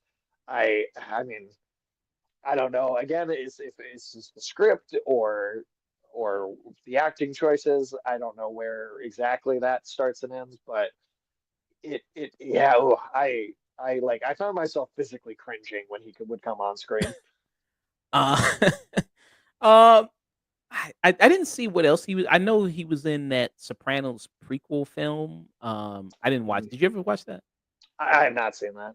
Okay, I heard he was good in that. I didn't watch it myself, but I heard he was good in that. That's where he actually plays his father's character, but the younger version of him there Right. in that. Yeah. So his character, I mean, maybe can turn in some. I wasn't annoyed by him. Like I said, I just think it was very much like young Republican influencer type guy. That's what they're trying to go for with him. And I think he kind of worked at it, a little bit annoying, maybe how you're supposed to be in that kind of position with him. Um, maybe he's one of these type of people that will overreach, and then Fisk will put him in his place, or something. It seems like he's that type of character, maybe. Sure. Uh, so that's kind of like some of Fisk's kind of supporting cast there a little bit with him, with his kind of character he mostly interacts as we've seen so far, with him. And then there's another character who I said is related to a character we already seen, Ben Urich, who was in the first season, who died in the first season. So here we have his niece, BB Urich, who has her own influencer, content creator, like street interviews that we see throughout the first 2 episodes, of giving us like insight of what people in New York think, which I thought was a little good to kind of catch us up on what people have been this people of New York, what they think about certain things. In a way, it's a little of a cheap, storytelling tool there with that. What did you think about? She calls it the BB report there. I think if it goes somewhere, it could be one of the better aspects of these first 2 episodes. I'm just worried about like if they will pay it off or make it feel like that was worth having in the long run. Um, but I mean, I think as far as just like setup for potentially doing something with her as a character later, I think that that works fairly well. I like the different aspect ratio that you have in the footage. Um, it feels kind of comic booky, like almost like you read a comic and it's like, oh, here's a news report, on a particular page, and so the panels are drawn differently. So I thought I like that actually about it, the visual presentation of it. Um, I mean, and I could, just to try and give it at least as many compliments as I am able to give it. I did also think that was a cool bit of filmmaking in the first episode when Matt is listening to Foggy's conversation on the phone, and the way the aspect ratio slowly shrinks down as it's like zooming in and kind of visualizing his super hearing. I thought that was cool. That was like one of the few I think actually kind of creative and well thought out visual uh, kind of effects that they did. Yeah. She might intersect. She might come in being kind of this eager reporter, just like her uncle there. That might, help. She might help Daredevil, Matt Murdock, bring down Fisk. Expose because But they have a lot to live up to because that Ben Urich character was, I thought, had so much depth and was so good in the first series. So, like, if you're gonna kind of do a direct follow up to that storyline, like, let's do something interesting with it. yeah. So we'll see with that. So it seems like that's kind of maybe going to be her role. She's going to intersect there with that. Because right now we see that the opinion on the city, like it's kind of divisive here with Fizz. Like a lot of people, either they really love this guy and think he's going to do really great, or they really hate him and think he's a piece of shit. There. And you see him kind of come in and it's like, oh well, maybe he can do something. Well, Bucky killed JFK and he got elected to Congress, so whatever, I Yeah. guess. I mean, he's a literal Russian agent and he became a congressman. Uh, sure, I guess. Why not? Hey man. Okay, sure. But yeah, so you got that kind of going on. There's a new love interest for Matt. Uh, her name was, I think, Heather, wasn't it? Or is that, yeah, Um, Heather Glenn, right? okay, yeah, she didn't make a huge impression either. She's a therapist, and you see she's also doing therapy for Kingpin and his wife there. And you Because didn't there's like, only one therapist in New York that people are going to. uh, you didn't like her, huh? I mean, I didn't necessarily dislike her even. I just felt like, yeah, she's someone for Matt to flirt with, and I'm not seeing depth here though. I feel like it's a stock temporary girlfriend character for him to break up with as soon as Karen hopefully maybe comes back into the picture. I feel like that character is just going to get pushed aside or killed off or I don't see them really doing anything with her.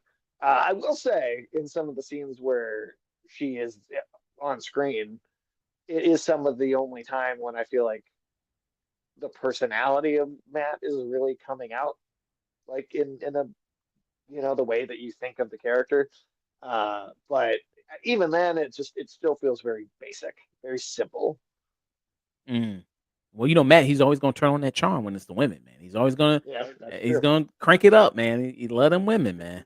Um, yeah, I mean, I gotta see more of her to really form an opinion. I think because she comes in the second episode, right? Or is it the I first? think she was introduced, I think, in the first one. Oh, okay. He actually takes her on a date though in the second one. Okay. In the second one, yeah. Yeah. So I gotta see more of her. See what they kind of do there. Maybe it could develop into something good. See what they do there. So it's too early to tell for me, for her, for a love interest type of storyline. Again, I think it is a little like, okay, oh, it all has to people connect to each other, like, okay, she also has to be the therapist of, Fisk and his wife Vanessa. It's like, what's she gonna tell Matt all about? Like, okay, the secret to beating Fisk is he can't get it up in bed. Like, what the fuck? Like, come on, like what? Like, that's what you go. That's how you gonna defeat him now? Like therapy? Like, okay. But I yeah, guess that maybe that's what Echo's powers do, is cause erectile dysfunction. That. yeah. Maybe. Hey, maybe that's the that's what been fucking him up, man. Native American mystical powers, limp dick syndrome. I guess that's what you got there. Um, yeah. So that's a lot. And you're not interested in the court case going on with White Tiger.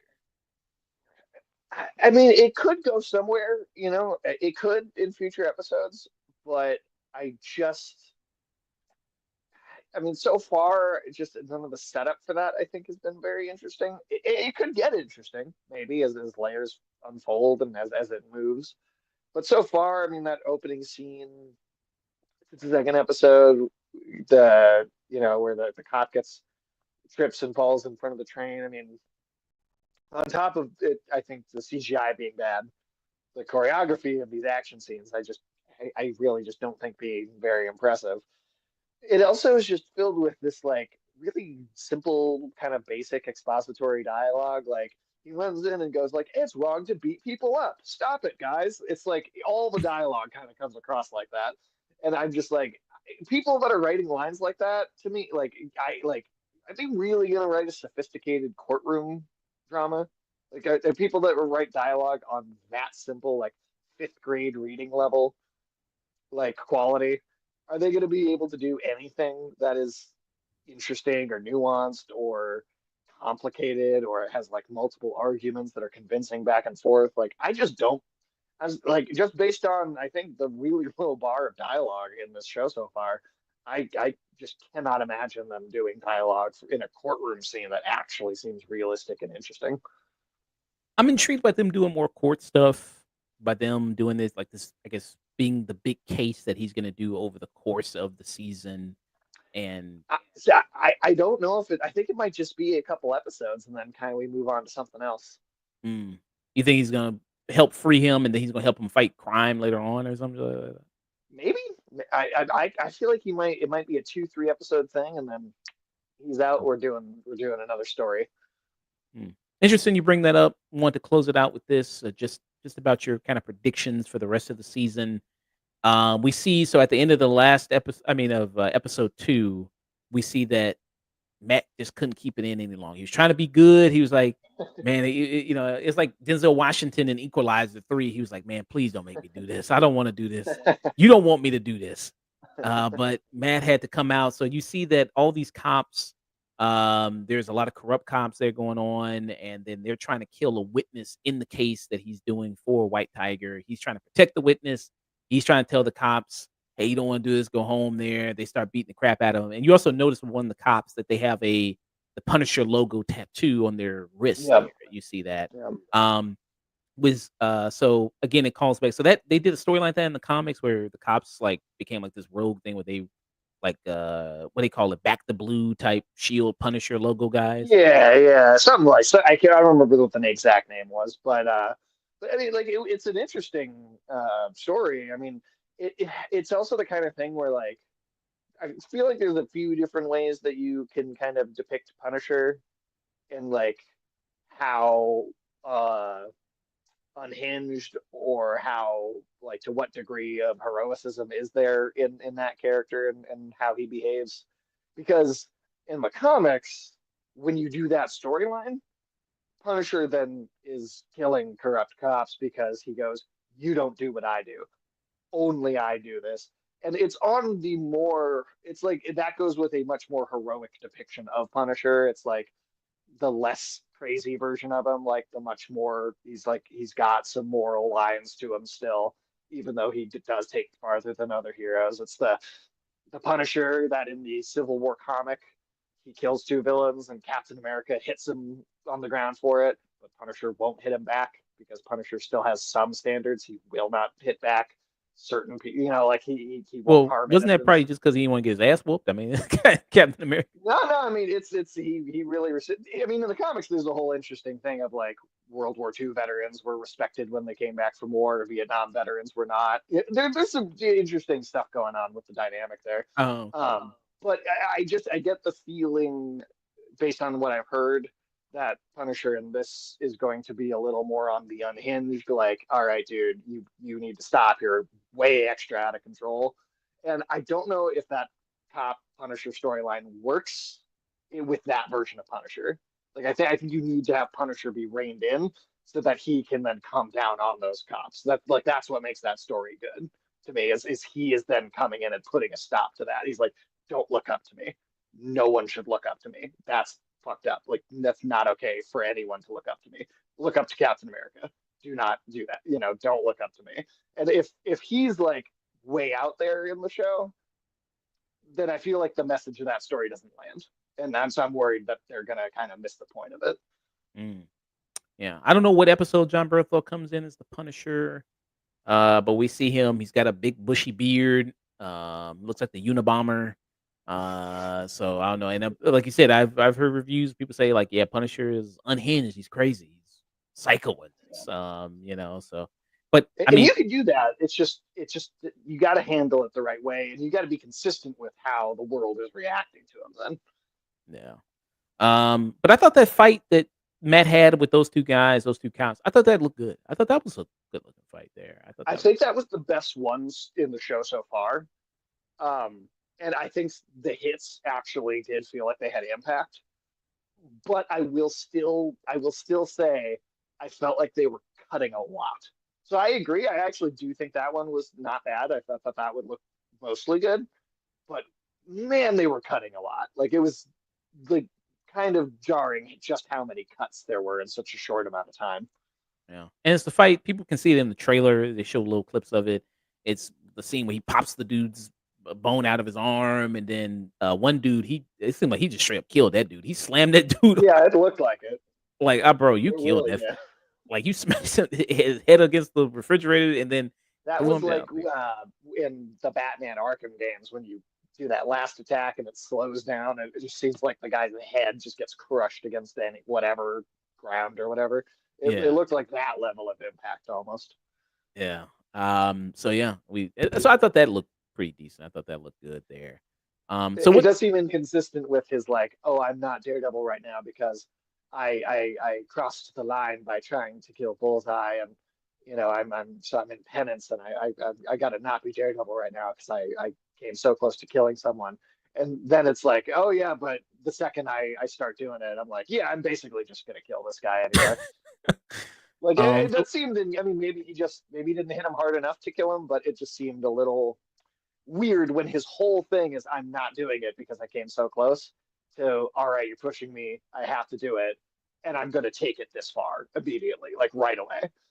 yeah, because not only did because I mean, you understand why he fights back because he's like they don't just like Yeah. keep Oh, for sure. kicking him, punching him. It's like, okay, you think like, all right, he's done. But then they're like, okay, we got to kill this guy now. He's like, ah, shit, now I got to do something. You know what I mean? I was going to just take the ass whooping, but now you're going to kill me. And I'm like, ah, okay. And then, I mean, not only does he disarm them, but he, like I said, he cripples them and permanently disables them, But hey, they got good insurance. Cops got good insurance, don't they? They got Well, that's true. Also, I found the really jarring thing though about that scene was the song as it cuts to credits. Like, that felt like very poorly edited together. Like, it was like this oh, very fast paced, like kind of just, I don't know, very upbeat sounding music. It's like he's mid scream, cuts to credits, and like the song choice does not go with how the episode ended. yeah, that was a little, a little strange there. That kind of cut. I forgot the name of the song they did, but I, yeah, I don't remember the name. I just remember like the second it happened, I was like, that's not the sound I should be hearing after that moment. Yeah. So, what's your predictions for Born Again season Well, I mean, look, I hope it improves more. Like there was a marginal improvement from one to two. It was small, very small, but it was there. So, who knows? Maybe we'll get a little better next week. I hope so. I want to like. I am someone that wants to like the show. I am not coming in hoping to have something to complain about. I really, really wanted this to be good. Um, my enthusiasm is at an absolute zero though right now, going forward. And I mean, my hope, I guess, is really just that they get Karen back in here, even if she's not sharing scenes with Matt. There should be a B plot with her and what's going on with her, and the fact that that has yet to rear its head. And maybe it will. Maybe episode three starts that way, and then I'll be like, oh, great, they completely assuaged my concerns. Maybe that happens, but I feel like you can't get rid of Foggy and Karen, at least for very long. So let's bring this supporting cast back in. I mean, I'd like to see John Bernthal, but again, I'm worried about how they're going to handle it, and if it's really going to be consistent with this version of the character. Um, I honestly think that they're probably going to go based on some of the things I've heard. Just like you said, they're going to go harder and harder with the like Kingpin is Trump thing, which I feel like is just lazy. So I'm expecting to not really like the Kingpin as a villain in the season, which is sad because I think he's been so great up until now. Well, maybe not in Echo and like Hawkeye so much, but in the Daredevil seasons at least, I think he was really fantastic. So I don't know. I have hope that it gets better, but I have absolutely zero expectations that it does. one? We'll see. 7 more episodes left. They're gonna release them weekly, episode each there. Damn. I I mean, even though I was kind of mid on it, I kind of felt like, damn, I wish they released all of them at once, man. I still craving some more Daredevil, man. Craving that I devil. I'm after the first episode, I was like, wow, I don't even want to watch more. Like Mm, I don't even care anymore about seeing more of it. well, I don't know. We'll see. We'll see. I think you think it's probably going to end with him putting the D's on his chest. He's gonna put the put the two D's on his It chest. might, it might. I mean, I know that's like a fan requested thing. Here's another compliment. I actually thought that the suit looked better than in this.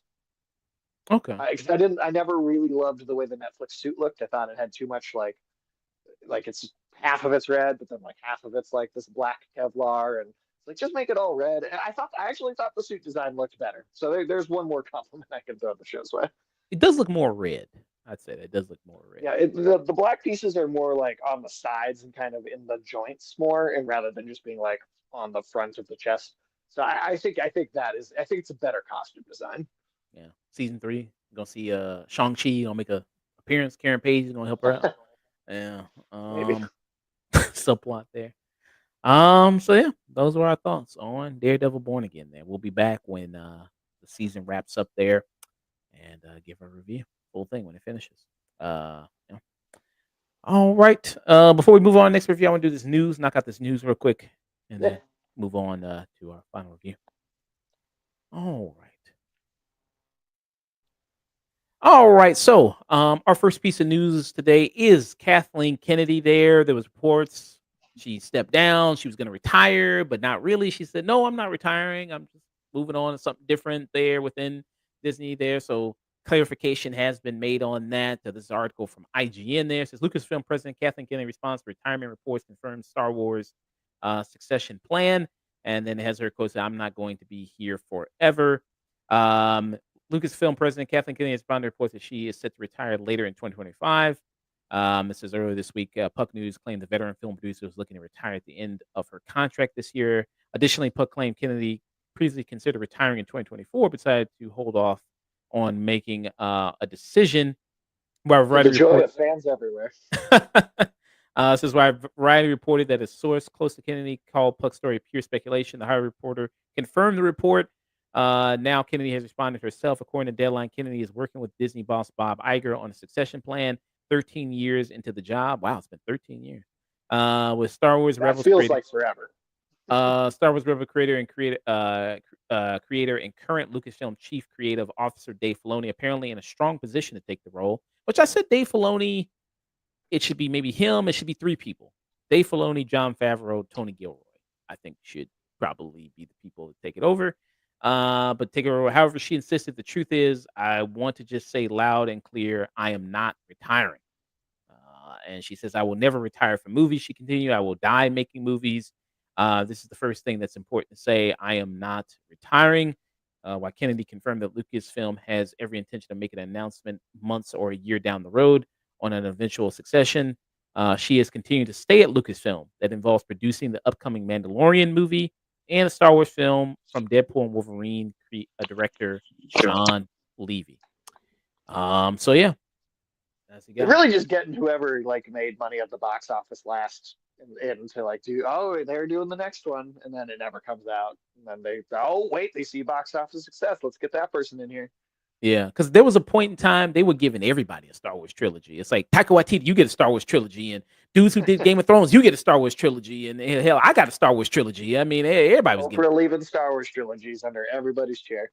Yeah, like everybody's getting a Star Wars trilogy, and then it's like, okay, sure. But yeah, Ryan Johnson, he's like he's gonna do some more movies than Star Wars, and that's never come to fruition at all. With that, it's been That was announced before nine even came out, if I remember right. yeah. So yeah, still waiting on that. I think yeah, still waiting on those Ryan Johnson Star Wars movies. Um, yeah, like you said, I mean, there are tons of fan channels out there right now. They've been predicting Kathleen Kennedy was gonna retire or somebody was gonna fire her or she was gonna get overtaken for like 10 years. They've been guessing that. Ever since Force Awakens, they've been making tons of videos like reports say that Kathleen Kennedy is going to be fired. Disaster for Disney. And it's like it's 13 years later, and now she's finally doing it. Um, like you said, to fans rejoice everywhere. Um, I mean, if you just keep saying something over and over again, eventually you might be right. Yeah, I mean, eventually she's got to maybe do it sometime. So hey, I mean, finally right after 10 years, you finally got it. And it was always she was going to be fired. It was never she was going to step down. She was Right. always fired there. So at least that also part was wrong. So what do you think about this news? I mean, I think executives don't get fired very often. Definitely not in like American corporations. It's always people lower down on the ladder that get fired if something goes wrong or something doesn't make enough money. It's never the people in charge of greenlighting those projects that fail. That just does it never happens. You see it sometimes with like Japanese companies, like was it after the like was it the Wii U failed for Nintendo? The CEO at the time took a huge pay cut, and he was like, "Yep, no, this is on me. It's not on anybody else that works here. This is my problem." You don't see that with American companies, so you're never going to see someone like Kathleen Kennedy get fired. It's just never going to happen. It like she'd have to do something like the star of Amelia Perez on Twitter to for anybody to really come down on her. So I think that's always been a fool's hope that she was going to get fired. That's never been realistic. Step down eventually, retire. That's a different story. I mean, yeah, it's going to happen eventually. Um, I am obviously not a big fan of the things that have been produced under her hand or guiding hand at Disney and Lucasfilm. I I don't think she's like the sole reason for a lot of these things being bad. I think these productions are messes, and I think they don't have a plan, and they just kind of hire people that do one thing and then contradict the last person's work. And I mean, some of that's on her too. Don't get me wrong, because you're at the top of the whole thing. You should be in charge of making sure there's like a plan in place. And then it's not just whim after whim after whim, and just literally changing direction and deciding what you want to do based on what direction the wind blows that day, which is what it feels like a lot of the Star Wars stuff has been. Um, I mean, I think it's a good thing for her to step down. Like, I would like to see someone else be in charge of running this property because I don't think she's done a good job. But I don't think that it's going to suddenly get better just because someone else came in. I mean, look at all the praise Kevin Feige got for years with the MCU, but once things started, it just started being so many things, and the quality became less consistent. People started throwing him under the bus. So, it's a tricky job to be able to kind of balance those things. Don't get me wrong, I don't envy someone in that position and having that much like pressure on you to deliver with something that so many people are like so in love with and obsessed with. Um, Especially when some people are going to hate it no matter what, even if it is good, right? There's that certain class of people that will just it doesn't matter what it is. They're ready for something to complain about. Uh, so again, I don't think she's probably deserves 100% of the blame, but I think she deserves some portion of it for sure. 60%, 70%. 60, 70, probably somewhere in there. Um, but she also can't be the only problem. That she's not the only problem, and I doubt that it gets better with the next person. I doubt it gets better because like Dave Filoni, I know his name's thrown around a lot, and people hope he gets to be in charge. I think he's kind of proved to me that he really only knows how to handle like animation, and the stuff that he's worked on that's been live action. I think has been just as bad as the stuff that's been under Kathleen Kennedy's direction. So like, I'm not excited about the idea of him taking over either. Um, I, I really don't know who I would want to do it. I mean, Tony Gilroy, I think, is a great writer, but I think Andor is good because he had a single story very fleshed out in his head, and he said, "I'm going to commit and tell this story to the best of my ability." I would just be surprised if he's got like a universe blueprint sort of way of thinking kind of in mind. I think he just had one great story that he was like, I want to execute this well, like a Vince Gilligan with Breaking Bad, or name a showrunner that delivered on some kind of Noah prestige television. Hawley. Yeah, Noah Hawley, or like Noah Hawley doing like this alien show this summer. I'm interested in that because I think he probably had an idea, and he's like, all right, let me just execute this idea, and then we'll move on, and you guys can do what you want with the franchise when I leave. And that's kind of how I see Tony Gilroy. Now I could be wrong. Maybe he's got way more ideas. Um, and then John Favreau, like, I mean, I like him as a director, but I was never that crazy about The Mandalorian, so he's not exactly made anything I've been impressed by inside the Star Wars franchise. So, like, there is no one I can name that would be like, oh yeah, I'd be excited about that person running Star Wars. That person just does not exist for me. Mm, yeah. Um. Yeah. I mean, I don't want to completely remove blame from Kathleen Kane. Like I say, I mean, she was still the president of Lucasfilm and had a lot of these decisions, and did green light a lot of this stuff.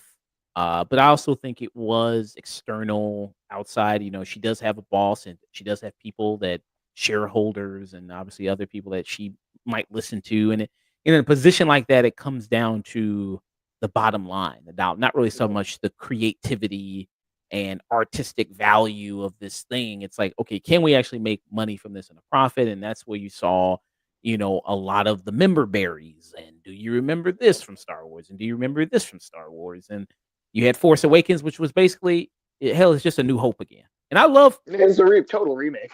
and I like Force Awakens. I think Force Awakens is a lot of fun as a movie. I think it's fun, and it's got good pacing, it's got a lot of speed to it. It's a fun movie, but it is Force Awakens again. Um, and like you said, a person in that position, I think you can put anybody in that position. I mean, this is obviously you can't really say because nobody has. Well, there was George Lucas, but who's the And only I one? don't think that was good either. Yeah, I mean, so if you want to go off his reign and his tenure there, I mean, he did end with the prequels and everything like that, so that was not I good. think that's the worst it's been still. I think that is the absolute bottom that Star Wars has achieved so far. So I would not yearn for those days to come back. And it's been an incredibly mixed bag when it comes to Disney since they took it on Star. Like you said, Andor. I love Andor. Yeah, Love it's Andor. fantastic. I like some of the sequel movies. I like I said, Force Awakens, and I like Last Jedi. I know that's divisive. There's that. I like Rogue One. I know you don't like Rogue One. It's okay. I didn't like Solo, and I didn't really like Rise. I hate Rise of Skywalker. I think that's the worst. Is that the worst thing I they've think ever that's done? the worst. I still think Phantom Menace is worse. Well, when Disney got it, is that the worst thing? Oh, post Disney. I think that Boba Fett show might be worse. I mean, he's getting beat up by Jawas, man. Like The Boba Fett show, yeah, but that I was think bad. Rise of Skywalker, I think might be worse. Rise of Skywalker. And then like the Close shows, at least. that's I think with the shows you really see it where, and then they just made an announcement with Disney Plus that they're not going to do any more long form content on Disney Plus anymore. And I think when Now, is that for everything? What I thought I read was it was specifically Disney Animation would no longer do long form content. Not like that all of their oh yeah, it was movies just would yeah stop doing it, animation but stuff. just Disney Animation. Yeah, the animation stuff, yeah. But with that, it's just like they created this streaming service and they created and in order to having a return on their investment of spending all this money on this streaming service, they were like, we need to create content for the streaming Mhm. service. We need to. So, what's our two big properties? Marvel and Star Wars. We got to make a lot of Marvel shows and a lot of Star Wars shows. We got to pump these Mhm. out and put them on Gotta this. drive both franchises into the ground.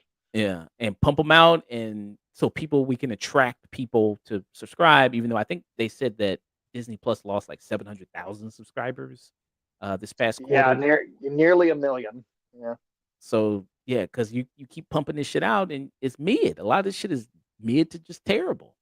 And you get one bright spot of something like Andor, but then you get a lot of mid like Obi-Wan and Ahsoka, stuff that people were excited for an Ahsoka show. I was personally. I am specifically the target audience for that show because I really enjoyed the Rebels animated series as it was airing. I thought that was actually quite strong for for kids, but strong nonetheless.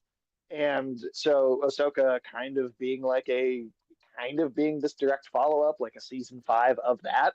I was like specifically the person that show was made to appeal to, and I thought it was. I didn't even finish it. I thought it was so boring. Yeah. And I like Rebels. I never finished it. I have to finish Rebels, but I like Rebels. But yeah, I mean, people were saying, "Oh, it's my characters in live action. It's my favorite characters there." First of all, Mary Elizabeth Winstead looked weird as hell. I mean, I'm sorry, she looked freaky as fuck. Like it's with the, the contacts. I don't know why they did that. I guess the character had blue eyes in the show, but like it does. It looks disturbing. it looks freaky as hell. I was like, "This is weird." But yeah, and then Rosario Dawson as Ahsoka was so dry and like, Every character was dry. They all had their personality sucked out of them. I mean, it's like when people talk about the prequels and like George Lucas's direction with the actors being really bad. It's like they aren't expressing emotions for so much of those movies because the director doesn't know how to get emotions out of the actors. It was that problem all over again in that show. Like basically 90% of the cast was the same stoic warrior archetype. Like almost all of them just have the same personality. yeah. So that was disappointing. So yeah, I mean, you just kind of it's what we talked about with Penguin. It's like that's an actual idea that somebody was like, I got an idea for a story. I want to put it on here, and let's do it. And you actually can see that as opposed That's to why I think James Gunn's DC is positioned to be potentially the best of these universes because he's refusing to greenlight things until the scripts are done. yeah. So I think that's a kind of a big problem. So like, I think that stuff like that kind of is down to the bosses, not really her. Of like, we got to push this. We got to we got to make a return on the investment of Star Wars, and then also making all these announcements of Star Wars projects, like we talked about, like all these directors, like this director is going to get a Star Wars trilogy, and this director is going to get a Star Wars trilogy, and it's like, And never making any of them. and never making any, and build and trying to build all this excitement. It's like they were trying to do like the Marvel thing of like, let's have Yeah. this whole list of movies so people can get excited about it and build up hype before a script is even made, a director's even attached, actors are even attached. Anything we got is just like, let's just build up excitement for this thing. And that also, I think, just drives it into the ground with that. You got to focus on making a good story first, and then the success, if you do that, success will eventually come later. And this article ends with so Deadline asked Kennedy point blank whether she'll step down as Lucasfilm boss this year, and she replied to say she didn't know at this stage, but confirmed it'd be 100% my decision. Kennedy wouldn't say whether Filoni was in line for the top job. So yeah, I don't know. So it's still up in the air. She's speaking like Yoda, up in the air, talking about whether she's gonna stay or not. There. I also saw, because I saw this interview, she also was asked point blank, do you have any regrets from this job? And she just was like, no, I think we did a great job with everything. Yeah. Do you think from a financial perspective, from like bosses, like we talk about shareholders, Bob Iger, do you think, I mean, this is obviously speculating, just kind of guessing. Do Yeah. you think they're pleased with her performance? I mean, if they weren't, they probably fired her, right? I think they are certainly pleased with her from the box office performance of the films. Because all of those did well, regardless of what you think about them, they did make money. The Disney Plus shows, I think that's where it comes into question. Is like, I feel like those are probably losing money, Yeah. but again, it's hard to say because they don't release they're not as transparent about the numbers with these things. But like, we know that the viewership is dropping off. We know 700,000 people unsubscribed from Disney Plus in the last quarter of 2024. So, but the other thing is it's not just Star Wars. That's happening with the Marvel shows. That's happening with everything they put on that platform. So I also don't think they can come in and go like, Kathleen Kennedy, it's your fault that people are unsubscribing from Disney Plus. Like, there's no way to attribute that directly to her. So I don't know. I think the movies, they're probably happy with the box office of.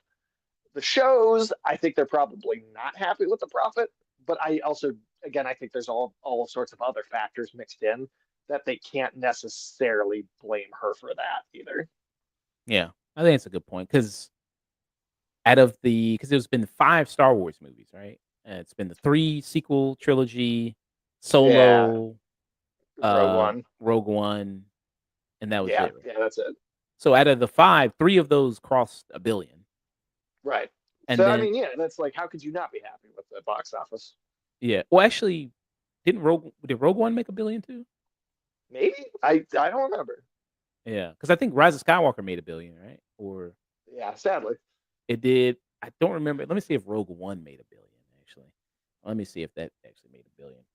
I know Solo didn't. I know that Solo one. didn't, but Solo you can't even really blame it because that got put out like it was jammed, packed in like the year I think it was in. Because I forgot what else came out around that time. It was like I'll tell you, this might be a divisive opinion. That's the only movie out of all of 5 of those that I actually enjoyed. well, I hate Rise of Skywalker the most. After that, I would say I'd like Solo the least. I'd Yeah. say I like Solo. I just I just straight up dislike all of them except that one. I had fun with that one. yeah, Rogue One made $1 billion. So 4 of Okay. those did make $1 billion. So Yeah, so there's no reason to fire her then if you're those shareholders. Like, because the shareholders don't care whether these movies are good. They have, I mean, and clearly there's lots of people that do think they're good, right? I mean, this is just my own opinion, right? Clearly there's people that think that all of those movies are good, and they went and saw them. Probably some of them saw them multiple times. I've have friends that like those movies, and it's to each their own. But from the shareholders' perspective, there's no reason to have fired her based on how well those performed. yeah. So in May, so you understand why Solo got crushed because Solo came out in May 2018. You know what other movies came out in May 2018? I don't remember. Spider-Man: Homecoming, Infinity War. Infinity War, Ooh, okay, yeah. Black Panther, A Quiet Place, and Project X. Those were the big Yeah. movies that came out around that time. Yeah, So- no, they had no chance. Yeah, that movie was so Infinity War, especially because I think that was the big movie that came like around the same time, close to when Solo released. So it's like, well, fuck Solo. I'm gonna see Yeah, that was Infinity War. definitely May. Yeah, so that guy it just got crushed. Yeah, with that. So you don't think anybody? Yeah, this pretty much that job is cursed. There's nobody that can. turn the I tide mean, around? Or I don't want to say no one with like certainty. I mean, I think it's always possible someone could come in and be like, "Hey, I have great ideas here. I have a plan. I have a map here, and I want to follow this, and I know where I want to go." It could happen. Um, I think like obviously not everybody's excited about it, but like I'm excited about James Gunn's DC, and I would have said that the DC universe was the worst of these cinematic universes not that long ago because the executives kept mishandling it and kept changing their mind constantly and then announcing things that either didn't get made or they canceled for a tax write-off or they made Wonder Woman a rapist, all sorts of irrational decisions. And but hey, the executives got desperate, started, and eventually they asked someone who seems like they have a plan and idea and real ideas in mind. And now I'm like, hey, this is the one I'm looking forward to the most now. So that could happen with Star Wars. Like I think there's always that possibility. I just don't know who that person would be. mm, well, God bless them, whoever takes over that job. May the force be with you, literally. Yeah, If you had absolutely. that job. So yeah, that was the news on Kathleen Kennedy. Real quick trailer talk. Here we'll jam these trailers together. Discuss. I mean, it's not even really a trailer. Teaser cast announcement here for Shrek 5. Let's take a look at it. Who's the fairest of them all? Why, Shrek, of course. Ah! Ew, Dad. Ooh, Mama like. Who's making this stuff? Whoa! Shrek 5, starring Mike Myers, Eddie Murphy, Cameron Diaz, and Zendaya? Oh, damn. Only in theaters. Christmas 2026. There you go. So people were complaining about how they look. They said it's just, I guess it looks too They look polished. fine. It's just better animation, and so they look a little. I mean, if you look at some screenshots of the original movie, those models they're a little funky looking now.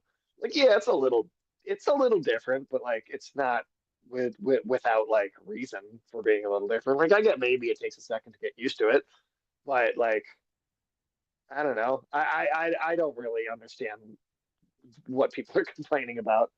Other than I just don't think we need more Shrek movies. I mean, I understand that complaint, but I don't really see an issue with how they look. Are you a Shrek? Did you like the Shrek movies? I enjoyed the first two, but even as a kid, seeing that third one, I remember going like, I think I'm out. I think I'm done. I don't know. And I never saw anything after that. I thought that Puss in Boots, the Last Wish, was that what it was called? I Yeah. thought that was remarkably good, like surprisingly good. From what 2 years ago now that came out, I was Well, very surprised at how much I enjoyed that. But I mean, I haven't cared about this franchise since I was literally a child. yeah. I don't know. Maybe it gives me hope with this Shrek 5. I've never been that super into Shrek. Like I thought, funny. It was all right. And I heard it kind of went off a cliff because I didn't see 3 or 4. I don't think I ever saw those ones. Probably a Um, good thing. but like you said, I love Last Wish. Last Wish is awesome.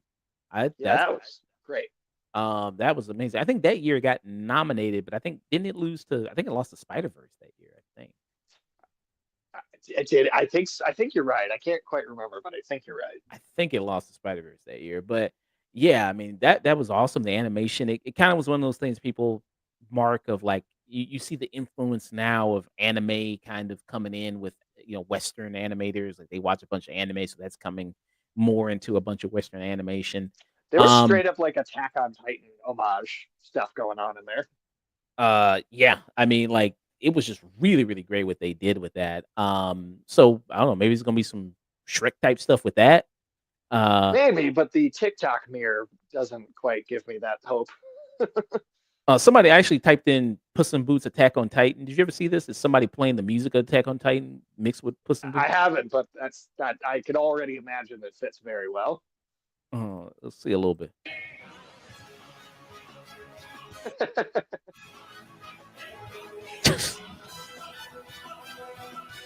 It seems right. It feels right. Yeah. So you got that going. But yeah, that was just kind of it. People just freaking out over it. I don't know. I think it looks fine. I mean, again, it's 2025. That animation from 2001 looks incredibly dated.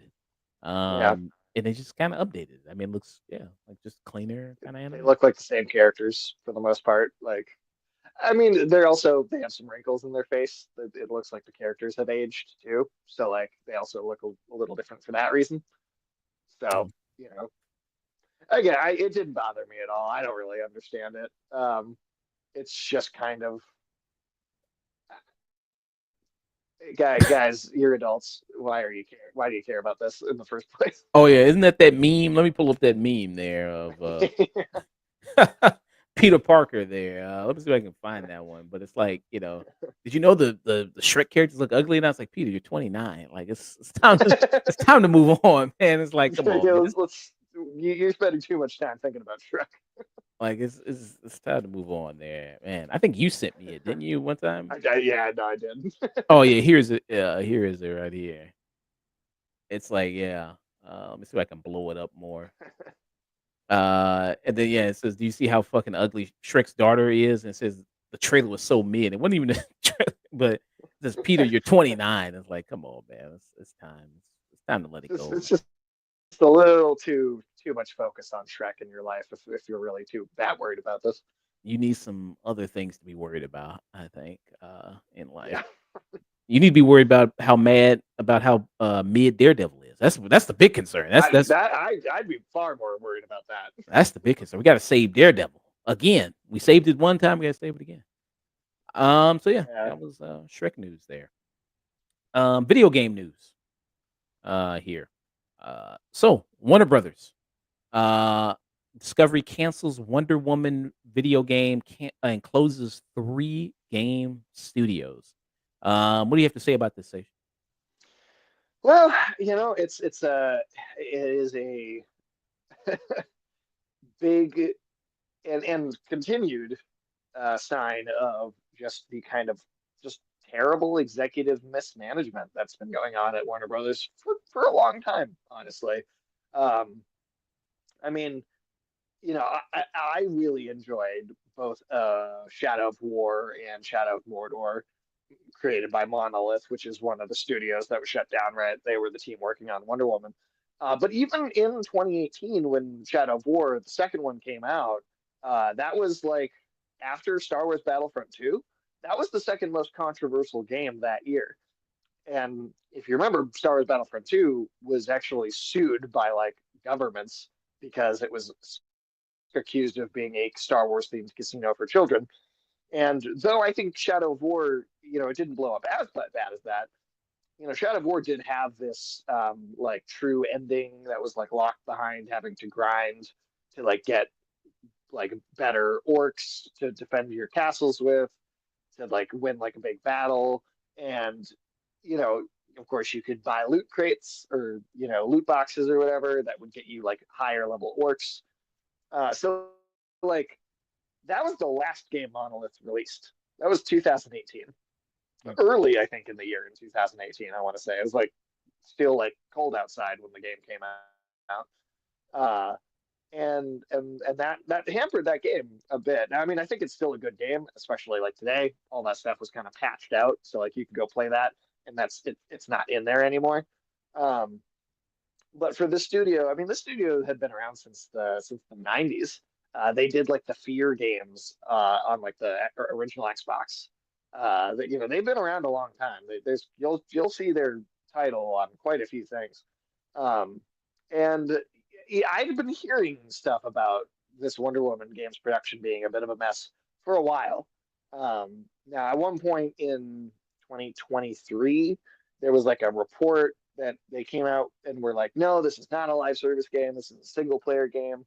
But it was only then in 2024 that Warner Brothers and David Zaslav came out and was like, well, actually, we really need every video game that we release to be live service.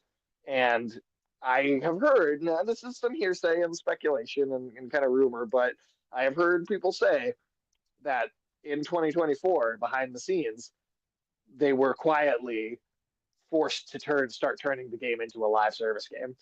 Um, and this is after Monolith came up with this genius nemesis system, right? That like where these enemy NPCs would you'd like seemingly kill them, but they'd come back injured. They'd like remember your actions, and it would create like this personal history in the game world.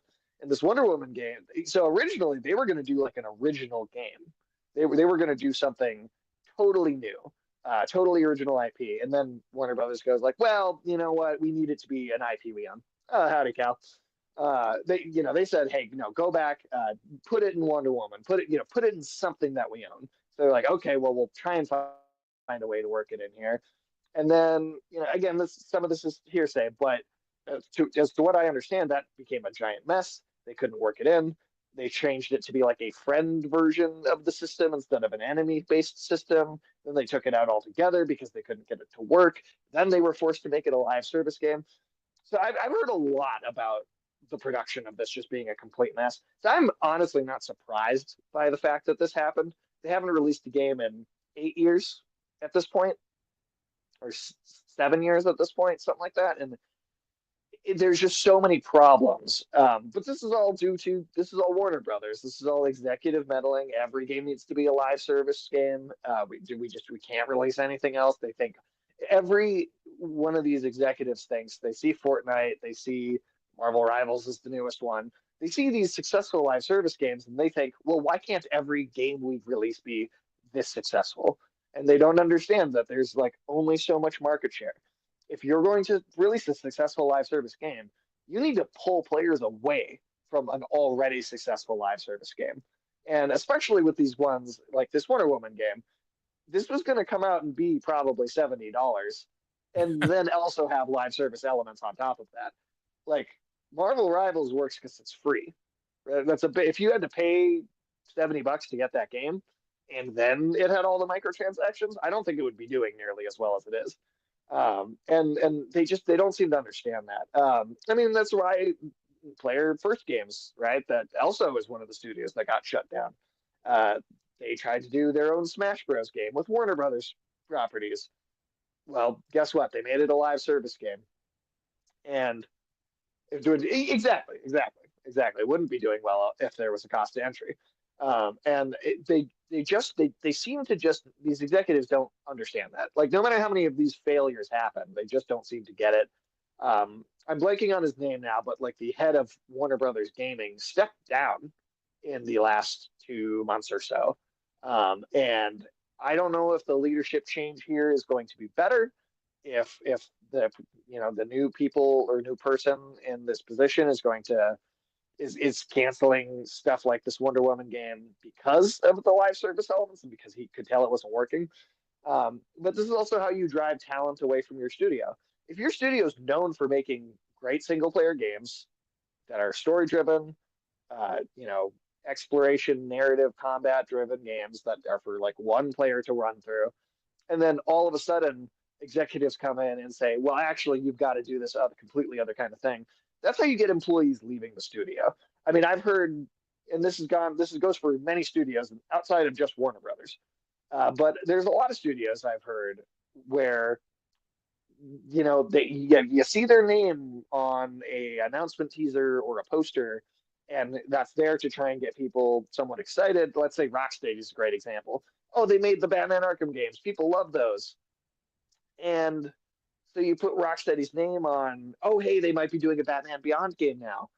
But in all the time that Suicide Squad game that bombed, all the time that was being made, the people that made those Batman Arkham games were quitting and going to work at different studios. So you take the team you have now, it's a different team. Yeah, it's called Rocksteady. Monolith was called Monolith, but these teams aren't the same teams anymore. Like, it doesn't mean that these new teams aren't capable of doing good things, because I'm sure they probably are, but it's a different team of people. And so I think there's also this like marketing trick that's trying to be pulled over people with like, oh, the game. Well, we are talking about the general Warner Brothers just shut down multiple studios, canceled this Wonder Woman game. So we're just discussing this like lack of foresight and understanding as to how game development even works. And like there's this expectation that I think the marketing department is like, well, hey, Rocksteady, people know them because they made Batman. People will be into whatever they're doing now, but it's not the same team because you forced a live service project on them, and it's not the same team anymore. And that's, I think, exactly what happened to Monolith here with the Wonder Woman game. They made all these other things. They did Fear back in the day. They did Middle Earth games, but in the 8 years they've been working on this Wonder Woman game that then slowly got turned into like a live servicey thing. People were quitting, people were leaving, people were going. In fact, what I've heard is a lot of the people that left Monolith are now working on this Black Panther game that's in development right now. So I'm actually excited about that because hey, I like some of these team members, but they're just again, I mean, these executives, they don't know what they're doing. There's so much mismanagement at the executive level that yeah, these, I mean, you're getting these disastrous. This Wonder Woman game had $100 million spent on it already, and it's never going to come out. You sent me a Twitter thread there of Gail Simone. She Yes, spoke about it, and she was a consultant on it. I'll go ahead and read the tweets here. And Gail Simone, comic book writer there, wrote for a lot of comic books. People love her runs on various she did a very famous run for Wonder Woman. That's very, very good. Yes. Very, very good. This. Let's check out what Gail Simone has to say. So she said, okay, regarding Wonder Woman, the Wonder Woman video game, others have already revealed elsewhere that I was a consultant on this game, so that Cheetah is out of the bag. Oh, that's a nice play on words there. Cheetah being a villain there. So I want to say a couple important things about the game and the team who made it. So she goes on to say, I was asked to do long term consulting on the game, and I was thrilled to do it. It was a perfect storm of stuff I adore: Wonder Woman, video games, and one of my favorite game studios, Monolith, who produced Game of the Year, the Mordor games, that I was completely addicted to. The game was gorgeous and expansive. It was beautiful to look at. I am not going to give details for a number of reasons, but every effort was made to make this not just a great game, but a great Wonder Woman game and a showpiece epic.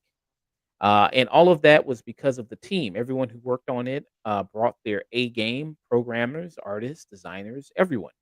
I don't know that I ever worked with a team that cared more about making sure the end product was perfect. It was a dream come true. Wonder Woman had a dream team, and they put their all into it. They made sure it had Wonder Woman and DC lore on every aspect of the game. It was a thrill and honor to work with them. I know there's a lot of finger pointing going on, but everyone I worked with from Monolith and WB both were enthusiastic and supportive. Everyone wanted to make the best game ever. Sometimes you give your all and it doesn't work out, but that was an amazing team, and I can only hope they continue to make brilliant games. Someone is going to snap them all up and set a new industry standard. I know. Well, some of them have already been, like ESH said, some have already been Some snapped of up them are working already. on Black Panther. Yeah. I feel this guy. The first reply to the tweet I'm looking at here is, "Yo, this hurt my heart. Sounds like this game is going to be epic. This is almost as bad as not getting Scalebound uh, Mm. there." So yeah, it sounds like it was a awesome game. I was excited for a Wonder Woman game, given especially with Wonder Woman's skill set, the lasso, the sword, the shield, the combat options you could have done with that. That would have been Very kind of God of War action. I mean, you could do a lot with it. yeah. So that's incredibly disappointing. So, in this article right here from MSN.com here, so the studios that got shut down here. So you have, of course, we mentioned Monolith Productions already, but there was also Player First Games and Warner Brothers Games San Diego, with three that got shut down there, and we'll see what happens. So it's all going to be consolidated into kind of just one thing that they're going to head up there with Warner Brothers Gaming instead of that. Instead of there. Yeah. So this was incredibly disappointing to hear, especially when we read that news about, hey, future projects, the cohesive DC universe, and that includes games as well. Uh, oh, Cal said, I love how you have an ad telling you how to remove ads. Yeah. That's funny. Uh, yeah. But yeah. Any final thoughts on it? Well, I mean, I feel like I already ranted about executives and mismanagement quite a bit, but just, let your, if you have a bunch of talented individuals, let them make the game that they want to make. And obviously there has to be some oversight. I'm not saying that you don't have any, but I think especially with Warner Brothers recently, I mean, you see it with the movies, you see them canceling stuff for tax write-offs, you see them changing their mind constantly. Yeah, exactly. And I believe everything Gail Simone said there. I'm sure that team was putting a lot of heart, a lot of effort in, and it just sounds like, yeah, executives forcing decisions on the studio, just pushing them in different directions based on the whim of the moment and what they, you know, because they don't know what they're doing. They're not creatives. They're money men. They need to, sure, again, some oversight is necessary. Don't get me wrong, but these executives and at Warner Brothers in particular right now, I feel like they're particularly bad. They need to get out of the way and just they provide the money and do a little oversight, and otherwise shut the hell up. Mm. And like you said, and you said in Gail Simone, those people have been snapped up, and a lot of them have moved on to doing this game, which is the Marvel 1943 Rise of Hydra game. So actually, I'm talking about the standalone Black Panther game that's Oh, untitled as of right now. It's confusing because there are two different like Black Panther games happening right now. But there is this 1943 Rise of Hydra game with Black Panther, Captain America. But there is an untitled Black Panther game in development under EA currently. And it's like a new studio that was formed out of a bunch of ex-Monolith staff. And oh, that is who is producing that. So there's technically two Black Panther games oh, currently in the works. okay, awesome. So we'll see that. We'll see the work of that pretty soon, then, pretty much sure though. But with this Rise of Hydra game, this is coming out this year, Christmas time. Yeah. Yeah, we got that. Is it the voice actor for Black Panther in the game, I think, is the one that said something about that. Yeah. So, yeah, we got that to look forward to. As far as superhero games go, we do have that to Oh look yeah. forward to. Hopefully, it's great. Looks great. With It's that. I mean it's Amy Hennig and there's a few names in gaming where if somebody's attached to it, I'll be like, all right, I'm willing to just kind of go with it, kind of however it turns out. And that she is one of those few names. Yeah. So that was our news there for Warner Brothers. Wonder Woman game canceled. Let's do this review, and then we'll head out of here. I'll go ahead and read somebody after this. Don't want to stay keep you for too long. Here. I mean, I'm good. I'm good to go however long we go. Yeah, the tributes there. Since we're doing reviews of their movies anyway, I'll just work that into when we do reviews of their movies, like Gene Hackman and everything like that. Oh, sure. Yeah. So Did you want to do the Tony Hawk one still or no? yeah, let's do Tony Hawk. Uh, so Tony Hawk, Pro Skater, 3+4. Uh, yeah. So this one. Okay. Let's do it. All right. Let's go. Let's look at this trailer for Tony Hawk's Pro Skater 3+4.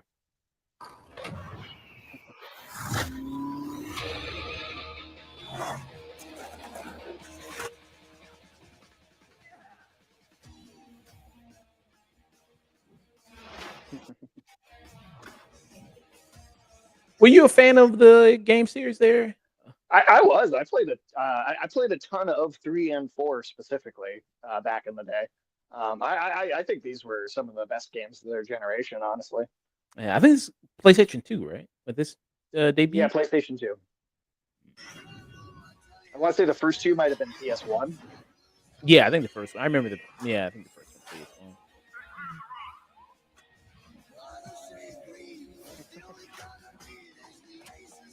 I think I got to mute this because they're playing that song. Oh yeah, yeah. I mean, hey, that's a big iconic soundtrack that this franchise had too. And the remake of 1+2 had like 90% of the songs back. So hopefully that means oh that's yeah, SSX is another fun one too. I'd love to see that come back. Um yeah, I mean I've never been like a sports guy really. I never played, stuff like Madden or NHL or MLB or any of those games, but I got into this. I was into this as a kid. I mean, I'd be lying if I said it wasn't partially because you could play as like Wolverine and Spider-Man in these games. So there's like a little nerdy thing kind of as like these guest characters that sucked me in. But I stayed for the gameplay. I mean, I think these games were just really finely tuned, really just great feeling games to play. The kind of arcadiness of them just worked on a lot of levels. And they're bringing the guest characters back this time around. They couldn't get the rights to Spider-Man on that last one, but hey, you got some now. And this was in the PC version of 3 way back in the day. Yeah, Darth Maul. Yep, hell yeah, Darth Maul was in 3 back in the day. And Oh, Doom is riding Doom his. Doom guy. Yeah. And he like pulls his like chainsaw out and will like use it to like create sparks. Um yeah, the Doom guy was actually playable in the PC version of Pro Skater 3 back when it originally came out. So this is a returning character. I think the Revenant is new. I don't think that was the thing before. But I mean I'd love to see more of them come back. Darth Maul, Wolverine, uh, Shrek. We just talked about Shrek. Shrek was in the Pro Skater 4. I believe it was Shrek and Django Fett were in that one. Um, I'd love to see them get a bunch more of that the goofy stuff in there. I know they also had like a lot of musicians as like playable characters in there. I don't know if they're going to do any of that again, but You, it was you another fun. want to play as MGK and Tony Hawk? No, no, I don't. Okay. So yeah, They this is don't. basically how Shrek looked in '01. Yeah, this is the same thing. Yeah, yeah. Same I'm animation. sure if they had the updated version, people would find a way to complain. He's taking up a lot of the screen too. It's like he's almost like obscuring the view of the environment in some shots there. Yeah. Let me see the one with Darth Maul and the hoverboard there. Yeah, that was a lot of fun. You Yeah. could, and each of those characters they'd all do like tricks. Like they do different versions of tricks based. Like Spider-Man would actually like pull his skateboard around with his webs and like knock it around and do specific moves. Darth Maul, you could stop and you could force choke like NPCs in certain levels, and you'd get points for it. Like it would count as like a move. Um, Does he have yeah, a? yeah. Did he do a thing where he like missed one and then he got cut in half or something like that? Unfortunately, not. I would love to have seen that, but that would have been a lot of fun. Yeah. Let me see here. So this was Spider-Man. We got Spider-Man right here. And they had because Activision had made the like Spider-Man game for the PlayStation 1. So they were literally just able to take the model from that and copy it over. So you also had like Spider-Man, symbiote suit Spider-Man, Cosmic Spider. You had like several Spider-Man costumes in the game. So I mean that was like a very fun extra novelty to it that I do wish that they could have all of that in the new ones. But I mean, hey, get the Doom guy in there. At least that's one really big cool one. Yeah. And this comes out 3+4 there, July 11th. Super soon, yeah. I mean, this was its reveal trailer. I mean, it's only just getting announced, and it's coming out in July. That's awesome. I wish more games did that, where they just said nothing about it, and then like a couple months before they were ready, they're just like, "Hey, guess what? It's coming out in like 4 months." Mm, yeah. So you're gonna be picking it up first? This is a day one purchase for me, Okay. 100%. Day one purchase. Tony Hawk I've Skater. actually put in the 1+2 remake the other day, and I've been playing a ton of that just because it's got me all amped up. Okay, awesome. Are you gonna stream it or are you just gonna play it just on your free time? I don't think I'll stream it because of the music. Ah, okay. That's the only sad thing Yeah. because I feel like you'd have to just turn all the music off, and then it's like that's such a big part of the game's personality. But Okay. Yeah, because you can't upload it to YouTube after, and then the stream will be muted after you do it. After you it's set right, muted. So yeah, that makes sense there. So yeah. So that was Tony Hawk Skater 3+4 there. Good trailer. little dose of nostalgia. Yeah. Good nostalgia. Good memory berries there. Yeah, they're not always bad. Sometimes member berries are fun. Was this Ryu? Is Cal pudding? Is that what it is? Oh, it's an emoji. It's one of his custom ones. Oh, custom I ones. think Oh, okay. I think that's why it didn't show up on there correctly. Okay. All Oh, right. it showed up on the stream, uh, right though. Let me see. Oh, okay. On I the see it now. playback, it looks right on there. Okay, I see it now. So this is okay. Yeah, I was way off. Okay, this don't look anything like a review. Yeah, so I was way off there. So yeah, okay. Gotcha. All right. We got one last review. Maybe hit it. Yeah. And out of here. Let's do it. Okay. Let me pull up my trailer for this. All right. Okay. So our first and last review of the day is going to be for the film Ninja 2. Ninja 2 there right now is the biggest animated film to ever exist. There has been no other animated films that have been as big as this. This animated film has crossed $2 billion. So yeah, it is the highest grossing animated film of all time there. It surpassed, I think the previous one was Inside Out 2, which was like into the first Inside Out or Inside Out 2 that had 1.5 billion or something like that. So let's beat it. And this is a huge sensation in China. This is a Chinese film.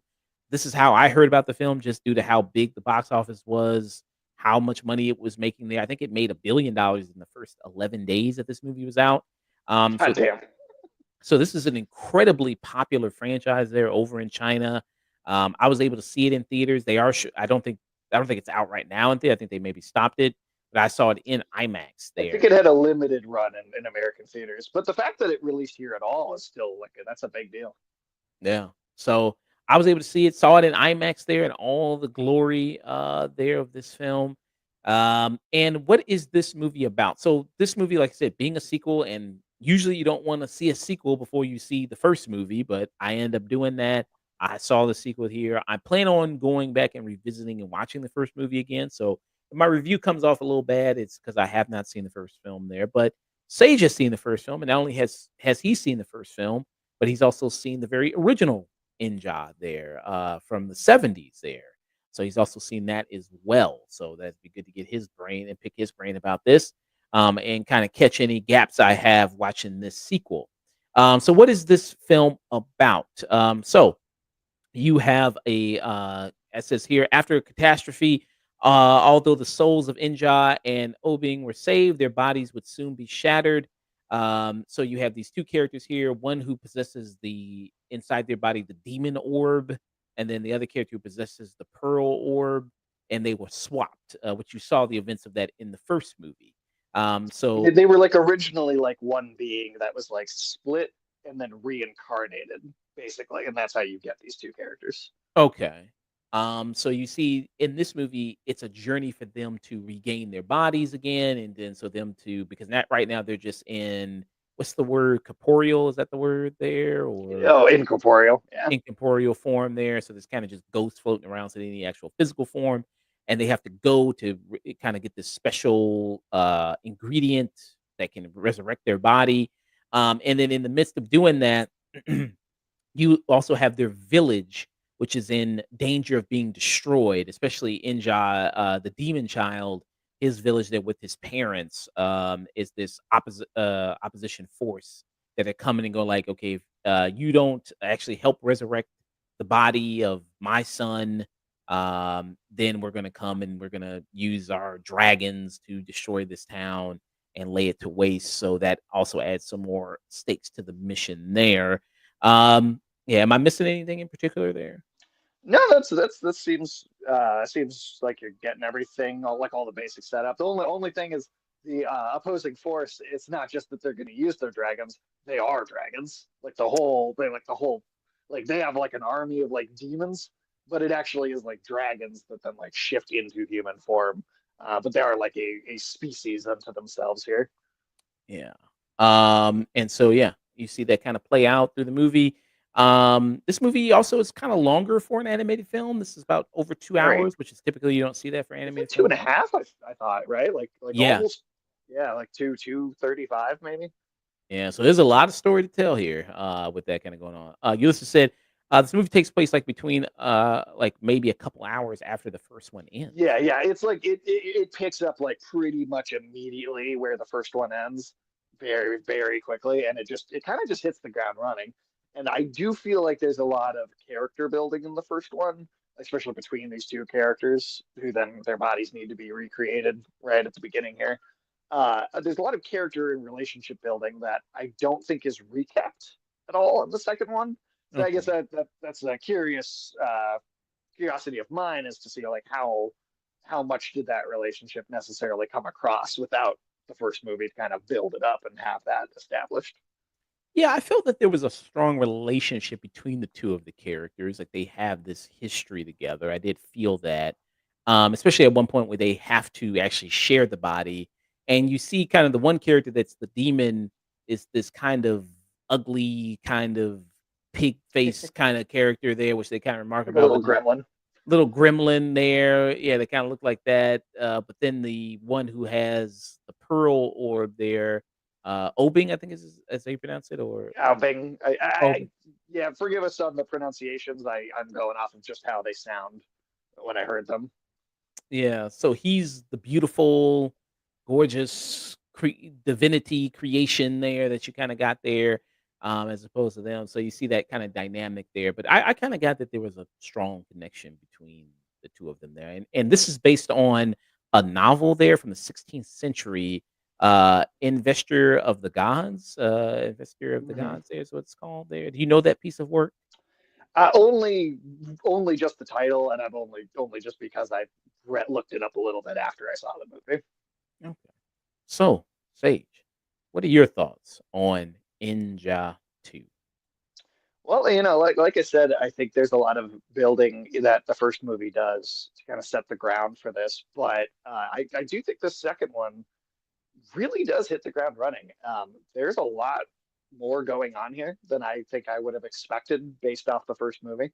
The first one, I think, feels maybe a little bit more of the kind of like, here's a kind of conventional modern Disney movie kind of trope animated family film.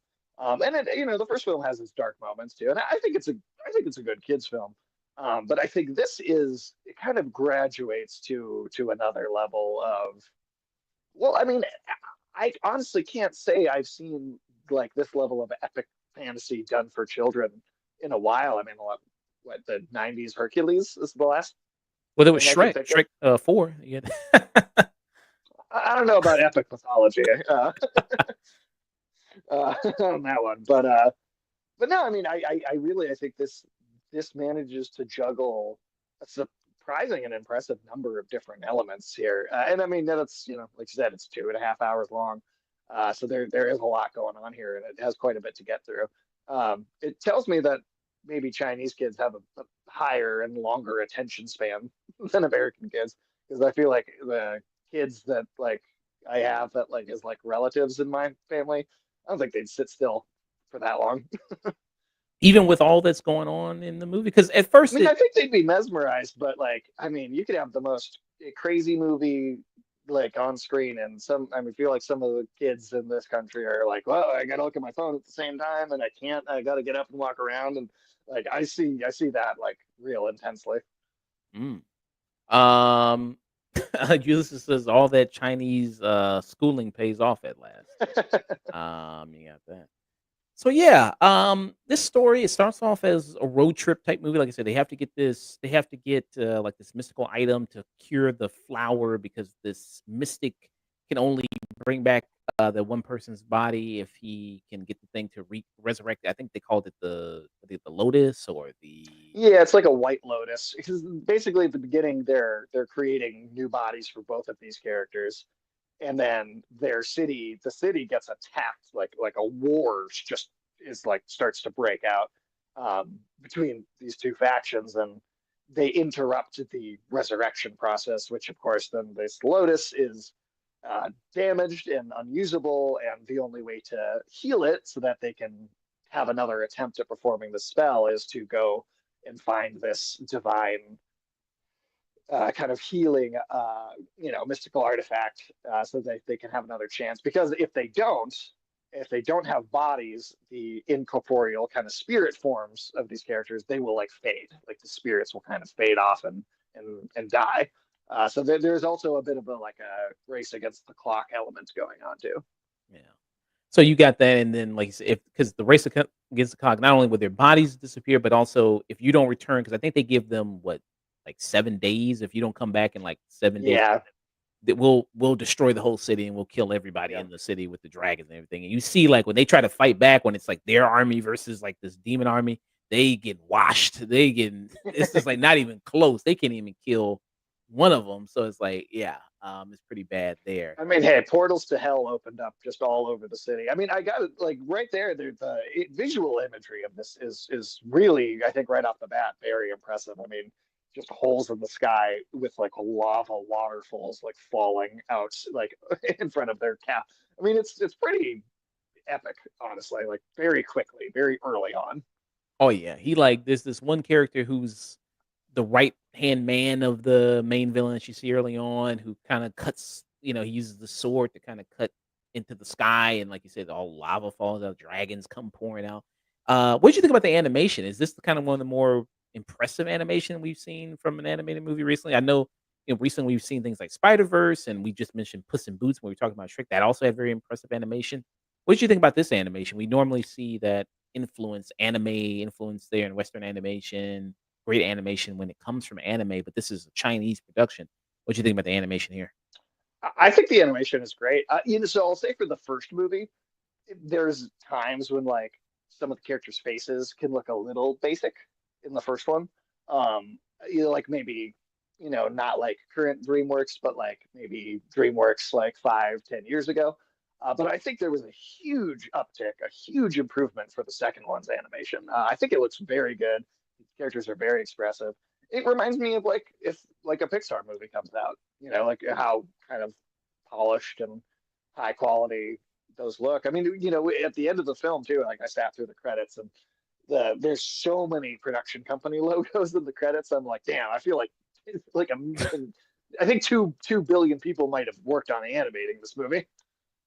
And the budget on this movie, so 600 million yen is the Chinese number, but so that converts to 80 million US dollars. So, Okay, and that's not that high a budget for how good this looks. So yeah. that's impressive to me. Ulysses said Inja 1 has some really nice landscapes here and there. Inja 2 is gorgeous all around. 100% agree. Yeah, and I mean, when you say, like I said, slow start at the beginning there, get into the story, but then towards the back half of it, towards like the hour on from the movie, when you get past the halfway point, it's really nothing but action. I mean, you just watch Yeah. it. It's like it turns into kind of like Dragon Ball Z, where you're watching characters fight in the sky and they get knocked all over the place, and dragons come out, and it's Like the scale of what starts to happen in this film is like the craziest space, like some of the crazier space battles of like some of the Green Lantern comics that I have on my shelf, or like, stuff that I mean, stuff I don't know if I've ever seen translated into, certainly not live action. But some of these just like, I mean, there's like what seems like literally millions of characters on screen at the same time at certain points. yeah, because like you have another situation with another army going up against another army, and it's like it looks like a million of them versus another million of these people, and they're all clashing together, and it does. And I was like giant like swaths of blood just falling out of the sky from like in between these like flying Mm, crowds of soldiers. Like that's another thing too. That I think I was very. It's the first one is like, yeah, maybe it has some dark moments here and there, but it's I think pretty safe as far as like that sort of thing goes. I was surprised at how dark this one allowed itself to get at times. And again, with the blood and like people do die, and it doesn't feel like it doesn't hold back in that regard. yeah. Um, Goofy moments early on. There's some like when I was talking to you about the movie, like you bring Yeah, up other animated projects you could compare it to American kind of DreamWorks s type humor there. Like yeah. you have fart jokes. You got Stuff like Shrek pulling the wax candle out of his ear. It's similar to that, kind of gross. yeah. Like, piss bodily. jokes, Yeah, bodily fluids. There's a scene where the character eats his own vomit and vomits yeah. there. That stuff is kind of good, but kids, gross out humor type like that. It's yeah. I mean, I don't like it. That is probably it. That's my biggest negative, honestly. But I get that it's there for the audience that it's a target for. So I can kind of put it out of my mind. But it's certainly for me, it's a little bit of a hindrance. Yeah, so there it doesn't kind of if that's mostly for the kids there. Some humor works with the older audiences too that you can do that with, but here it's very There's like a puke moment where it's like a rock monster throws up and it throws up little pebbles, and I'm like that. I was like, okay, well that's kind of funny. Like there's stuff that does work for adults too. yeah, like, that was cute. That was kind of cute there they do with that. But yeah, so you do have that kind of about that. Ulysses said here the biggest plus I can say about Ninja 2's humor is there less of it than in Ninja 1. So Ninja 1 there's a lot more of that kind of going on pistol. Yeah, so I watched both of these movies the same day, so they blended together a little bit in certain like whereas like was that joke in this movie or this movie? So there was a little tricky for me to remember where some of them were. Um, I think honestly, looking back, I feel like there's a similar amount in each movie, but what I think makes it seem like there's maybe less in the second one is how much longer the second one is. And there's so much more other things to break those moments up that it maybe feels less prominent, if Uh, that makes sense. yeah, okay, I get what you're saying there. Um, and the dynamic between the 2 of them, kind of bouncing off each other is also really good there. I thought, and also it's kind of fun. So I thought that was kind of a good element there too. And also just introducing me to this world there, this mythology I'm not used to kind of seeing there before was also something kind of very intriguing there. How did you feel about that?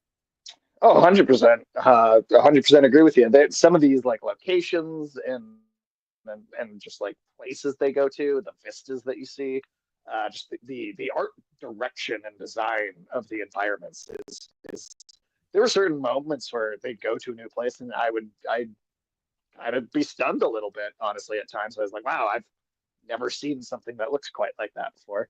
Um, and yeah, I mean, it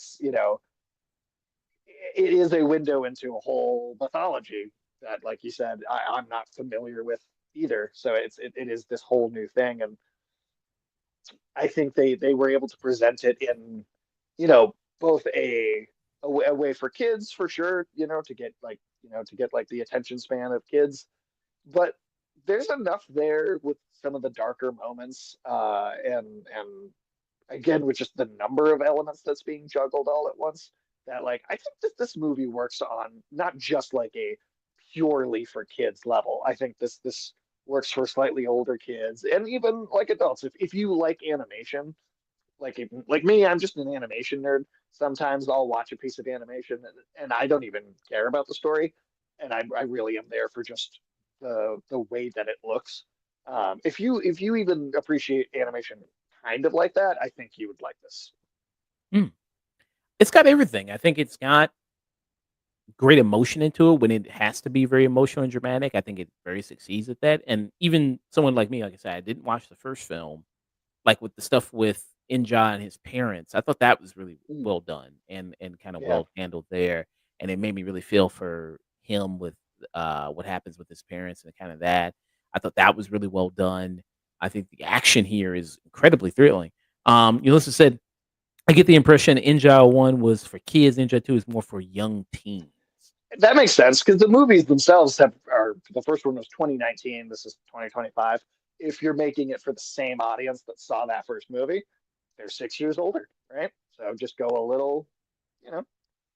Yeah. Both movies still have stuff for adults, yeah, but it's just impressive, yeah, watching this, action, especially when you said, like, there's a lot going on the screen at once, and it doesn't look like you're still able to see kinda what's happening, even Yeah, though there's so much kinda going on, and I think that's really impressive. yeah. It never becomes too chaotic. It's like choreographed well to where it's always clear. Like it's not like a Michael Bay movie where it's like all the little explosions are getting too close to the camera and in your face. It's like, no, no, it's always consistently very clear what's going on, who's doing what, where people are. Like really, really well choreographed. Yeah. Any big downsides for you with this movie? I'd say, I mean, for me, it really is just the big number one is I just think some of the humor that is aimed for the younger kids, I just really don't care for the gross out humor, toilet humor. That stuff bugs me. I I kind of every time something like that happens, I'm like, ugh, all right. Like it takes me out of it. It does. But outside of that, I mean, I think this is really strong in pretty much every other way. I mean, I guess if there's anything else I was going to say is there's like a big emotional scene in the third act that I think they do a bit of a flashback thing in the middle of it where it's like the moment's kind of sad enough, and then they do like a scene of like a flashback montage, and I'm like, you're laying it on a little thick with the flashbacks. I feel like you didn't need that, but that's a relatively minor thing. Like I'd say that's a nitpick more than like a major problem. Mm, okay. Besides for me, yeah, I mean, besides for the humor for me, I think that's the only real kind of big downside there. Like, there's some funny moments. I mean, it's just that stuff, not particularly like the piss stuff Yeah, there, that kind of stuff there. It's yeah, I see your point there with that. But yeah, I mean, even though this is a longer movie that you don't expect from an animated film at 2 hours and like 2 hours and 30 minutes, still I think it does well with the pacing of the time there, telling this yeah. story, the narrative, how it kind of progresses there. And just like It I didn't said, feel that long, did not feel that long. And I think this is going to be a trilogy, so they're going to do another one. So it does certainly. leave off there. And there's a There's revel. also another movie that came out in between these two, and I'm forgetting what the name is, but it's on Peacock on streaming. And I don't think it connects directly, but it is the same studio, and I think it is meant to be taking place in the same universe, but it's based on like a different myth. So Okay. they're kind of seem like they're building a little bit of a universe too. Now, again, I don't know if it's going to have like a connective story or if it's just here's our take on each of these things, but Is it you know. Inja New Gods? New Gods Inja No, Reborn? I Is that think that's a separate thing. okay? So it's a whole I'll cinematic see if I can. universe I of think it's called Inja the mythos. Feng Shen Cinematic Universe. I think is what people are calling it. Okay. Yeah, I'm missing out on. Okay, I got a whole universe to catch up on. Okay, I got you. I got to. Luckily, there's only three movies. there's Neja 1, 2, and then this other one. Um, Okay. let's see, I'm trying to find what it's called. Jing Zia, which again, I'm sure I'm pronouncing that incorrectly, but Oh, so this right here. Let me see. how would you find it? This. Uh, no, that's something else. That's a separate film. Okay. Jing's. Oh, is this it? So you said Jing Zia? It was a 2020 movie. So this one? That looks like that. Yeah, I think that's the right one. Okay. So this looks pretty good. Looks like some different animation they're doing with this one. Yeah, it looks like Right. they're experimenting with different styles in different movies. So I would like to sit and watch this as well. This is the only one I guess I haven't seen. But Okay. but there was a in the credits for the first movie. There's like a teaser for this. Yeah. Okay. Yeah, this looks really good. The animation looks really good in this. Yeah. You got Qui-Gon Jinn, he's in this. Looks like he's he's in this Qui-Gon Jinn. Damn, Liam Neeson really gets all over the place, huh? Yeah, hey man. Hey, just like John Cena, man. He's trying to get them China bucks, just like him, man. Um, yeah, this was it was a great experience. Like I said, the experience this. I went over to Red Note there, see what people were saying about that. And they seemed pretty hyped about it there. For some reason, when I interact with some of the people, they asked me for my social security number. I don't know why, but they asked me for that. But yeah, it seemed like a lot of people there enjoyed it. They enjoyed it. They loved it a lot. So that the excitement there is great. So it's always good to get an insight on something people are really hyped about, really excited about. So people have something really big about. So that's awesome. Yeah, I like this. Like I said, I like the experience and the myth and the culture and the mythology here of this world. I'd give it a strong peak for me. I really liked it a lot. What about you? same. Yeah. I'd give it a strong peak as well. If they didn't have any of the gross out humor and maybe cut those flashbacks down just a little bit, I could even see going up that point higher. But even with those, couple of things which ultimately are small in the scope of the whole thing, I thought this was a really great experience. I'm really glad I went out and saw this in the theater. And I feel like it was on a whim almost. We started talking about this movie, and I was like, okay, let me give it a check and just see what's going on. And I think I watched the '70s one late at night, and then the next day I rented one on Amazon Prime, and then I immediately went to the theater and watched the second one. So it was like I squeezed it all into one little short span of time. Mm, awesome. Well, I got some catching up to do, so I'm gonna go definitely go back watch the first one. I'm gonna watch the '79 film, and I'm gonna watch these other films there, the Jingza, and also yeah. So I'm I gonna. heard people saying like they might even be doing a like Sun Wukong thing at some point. So I mean, you might even get the Monkey King or like this studio's version of it. Okay, very awesome. So we're gonna get a maybe yeah. I'd like to see Wukong in this animation style. Would you like to see that? Yeah. Yeah, yeah, why not? I mean, it's reminiscent of like kind of like you said that Pixar kind of DreamWorks kind of 3D animation feel, but it seems like they're doing a good job with it. So yeah, why not? Awesome. So, uh, two peaks for Ninja 2. Probably, I don't know. It's probably not showing anymore in a theater near you, but if you can, Yeah, I don't know if it's on streaming. I don't think it's on streaming as of yet. let's Uh, see. but I don't Ninja see it anywhere 2. there. It actually, at least in near me, it's still got some showings at the theater this week. Okay. So hey, maybe It's you get not lucky. gone. I mean, hell, ain't nothing in theater right now. I mean, it's I mean, really, it's dead right now. So you might as well go see this. I Um, mean, is this like I know it's early in the year, but is this so far the best animated movie of 2025? um, I'm trying to think of other animated movies that came out this year. Yeah, it might be. Yeah, I mean, because I can't think of any other animated movies I've seen this year. Well, I mean, it's early, but I do think this is going to be tough competition for that category. Yeah. I mean, maybe this is the next year will be the fourth year in a row Disney loses the best picture. I mean, best animated feature because they lost it this year with Flow. They lost it last Well, year with Boy and the Heron, and they lost it the year before that with Pinocchio. yeah, and then Spider Verse, they lost it to Spider. I know that wasn't in a row, but they lost it to Spider Verse too at one point. They haven't been on top in a while. Yeah, They maybe this will foster some healthy competition and make them try harder. yeah.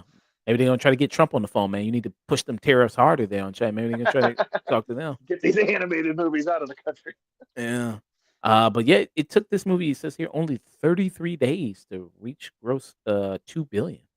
That's This wild. yeah, this is humiliating Avengers, Infinity War, and Avatar. Humiliating them. They humiliated them. Destroyed, demolished them there with this. So That's funny. wow. Ulysses says this movie in particular feels like China found the right opportunity to grab Disney's throne. That'd be crazy. Yeah, Um, yeah, I mean, you think this is a high chance to get nominated for an Oscar? I think in the animated film category. I mean, it depends on what else comes out this year. I mean, who knows? Maybe like a bunch of other masterpieces that just like edge it out come out. Like who knows what's in the cards. But I would be surprised if this wasn't nominated for animated film. I mean, I don't. Maybe it doesn't win, but I mean, I think a nomination at the very least. Like I Yeah, said, I think it could get a nomination for just best foreign film, even depending on again what else releases throughout the rest of the year. yeah. I'd love to see it get nominated. I think I'd love to see that. So yeah, that was our review for Inja 2. Um, Yusuf said if this doesn't get nominated, I suspect there's foul play going on. He's already laying the groundwork for the conspiracy theory. Yeah, hey, man. Not even the end of the Well, year. the Oscar, it is true that the Oscars tend to have a bias against genre films. So if maybe the fact that this is like a mythology movie will be like, no, it's not sophisticated enough. Yeah. Do they care about that much with animated films? I feel like they should. Do They shouldn't, but who knows? They're weird. they? Yeah. When's that movie's far off. That movie's not coming out for a while. I was gonna say the third Spider-Verse movie. I don't think that's coming out. Oh yeah, yeah. That's far. Probably a couple of years at least. Yeah, that's far off. Yeah. Stream wise, I got no stream coming up this Friday. I'm gonna be gone. I'm gonna be out of town, so I got no stream this Friday. Hopefully, maybe Sage can join me Monday. Yeah. There that time, I'll see what we can do there. But doing that, but I know think I will have finished the next game that I've been working on. awesome. Well, I'd love to hear your review of that. Yeah, Sage, let people know about you. What you got going on? What you got coming up next? All that good stuff, man. Yeah. You can find me over Rated M for Immaturity over on Twitch, YouTube, Twitter, under that same name for everything. This Saturday is going to be our next stream, about 10:30 p.m. Central Standard Time. Doing some more Warhammer Space Marine 2. I think it'll be our last big one. Granted, they do keep adding more content to the game, so we'll probably be revisiting it still in the future. But yeah, we should be finishing that off, and then we could do a review for that too after that last one. Kind of get through the last bit of content that the game has to offer. It's been a ton of fun. Been a really, really, really fun series. Totally sold me on the whole Warhammer franchise. Otherwise, next one will be this next Tuesday, and we'll be wrapping up this Terminator game, which is pretty short, so we should be finishing it here. Okay. So people can't find you here streaming on Twitch Tuesdays, Saturdays. They can check you out over here on YouTube, Radiant Infinite Maturity there, where all your live streams go uploaded here. Like you mentioned, Warhammer 40K. You and Ulysses playing that there. Yeah. Well, that'll be what we'll be doing on Saturday again too, is the multiplayer stuff. Yeah. So, fun streams there. Check it out. Game looks great. Awesome stuff It's there. so much fun. And if people don't want to see you play that, there's a ton of different games there that are all on these different playlists that you have. Marvel Rivals, which you play once, played that One once, time. one time Never there. But again. if people want to say you play a multiplayer game, you got that. But if people want to see you play a variety of different games, you have that all over the channel. Horror games, you got. Hey, we mentioned Black Myth Wukong. We got that up here. Yeah. There you go. Here. Yeah, I got to start this game. I got to start it, play it there. It took me 92 hours to do everything. Now, obviously, you don't have to be a completionist, but that first playthrough is going to be like 40, 50 of those hours. Longer, too, depending on how hard, you get on certain bosses. Because, boy, is there some difficulty spikes at times. Okay. And you said they released something when it got harder, right? It's a more difficult option. So there's right when the game was first released, there's like New Game Plus, and so like that ups the difficulty a bit when you start that. And then they added for new content, they added like a boss rush mode that's like separate, that you go in and you fight bosses like back to back. That's like its own mode. But that's got like several difficulty levels like just inside of that. That's something I still need to go back and check out, because it's they added that well after I did like the review and everything. Yeah. Has he played that? Yeah, I know he did. I know he started it. He got a new computer just to play that game and everything. Oh, wow. I not done with it for sure. I'm sure he would have told me if he was, but he's definitely got somewhat into it, at least a chapter or two. Okay, very cool. Ulysses playing that Black Myth Wukong too. I'll get on there soon. I got to beat Silent Hill first. I got to beat that first. Yeah. I'm here whenever you start. Whenever you're doing more, I'll be there. Awesome stuff. Dante's on playing that Indiana Jones. Ulysses, yeah, I've been playing it. Oh, yeah. Indiana Jones should be coming out for PS5 in April, is what I'm hearing. Okay, so you're gonna pick that up first day? Oh yeah, that'll be a very, very like immediate one. Yeah. Dante, he's playing that. He's been streaming for over 4 hours now. So I'll go ahead and give him a rate there. Playing that Indiana Jones. Great stream, great reviews. Talk about hopefully Daredevil gets better for you next week. I hope so, man. I do. I really do. I want it to be better. Like so you're gonna wait, watch it week to week, or you can wait till episodes build up and you're gonna watch it? If the episodes, if I wait for them to build up, I won't even want to watch it, because it'll seem like too much crap to sit through. So I'll watch it week to week, because I feel like it's going to be easier in like smaller chunks. Okay. All right. Daredevil could be Sage's next Rings of Power. It's I'll be honest, it's kind of on that level right now. Damn. Okay. Future review wise, Invincible, that's wrapping up. I think that's got like a couple more episodes left. I still haven't finished season 2. Yeah, it's good. It's good. I like the season 3. They're doing the. Have you ever read the comic or no? I haven't actually. That's a blind spot for me. Oh, okay, right. You did say you didn't read it, but yeah, they're doing the Invincible Wars thing from the comics right now. They're doing season 3. Reacher, there's a season 3, so when that wraps up, we'll probably review that. Yeah, and I know Bong Joon-ho, he's got a new movie coming out. I'm gonna review that next week, Mickey 17. Did you hear his pitch for a franchise film? Yeah, he said with Alien he wanted to do that, but a musical or something. Yeah, right? do like Alien, but as a musical. I don't know. I'd watch it. Sure, why not? It's Bong Joon-ho. Let him do what he wants. Yeah, why not? Yeah. All right. Yeah, let me start rating him. Dante, they're playing at Indiana Jones in the Great Circle. We're hearing this game was highly reviewed, get some great critical acclaim there. All right, Oh, yeah. people. Stay tuned.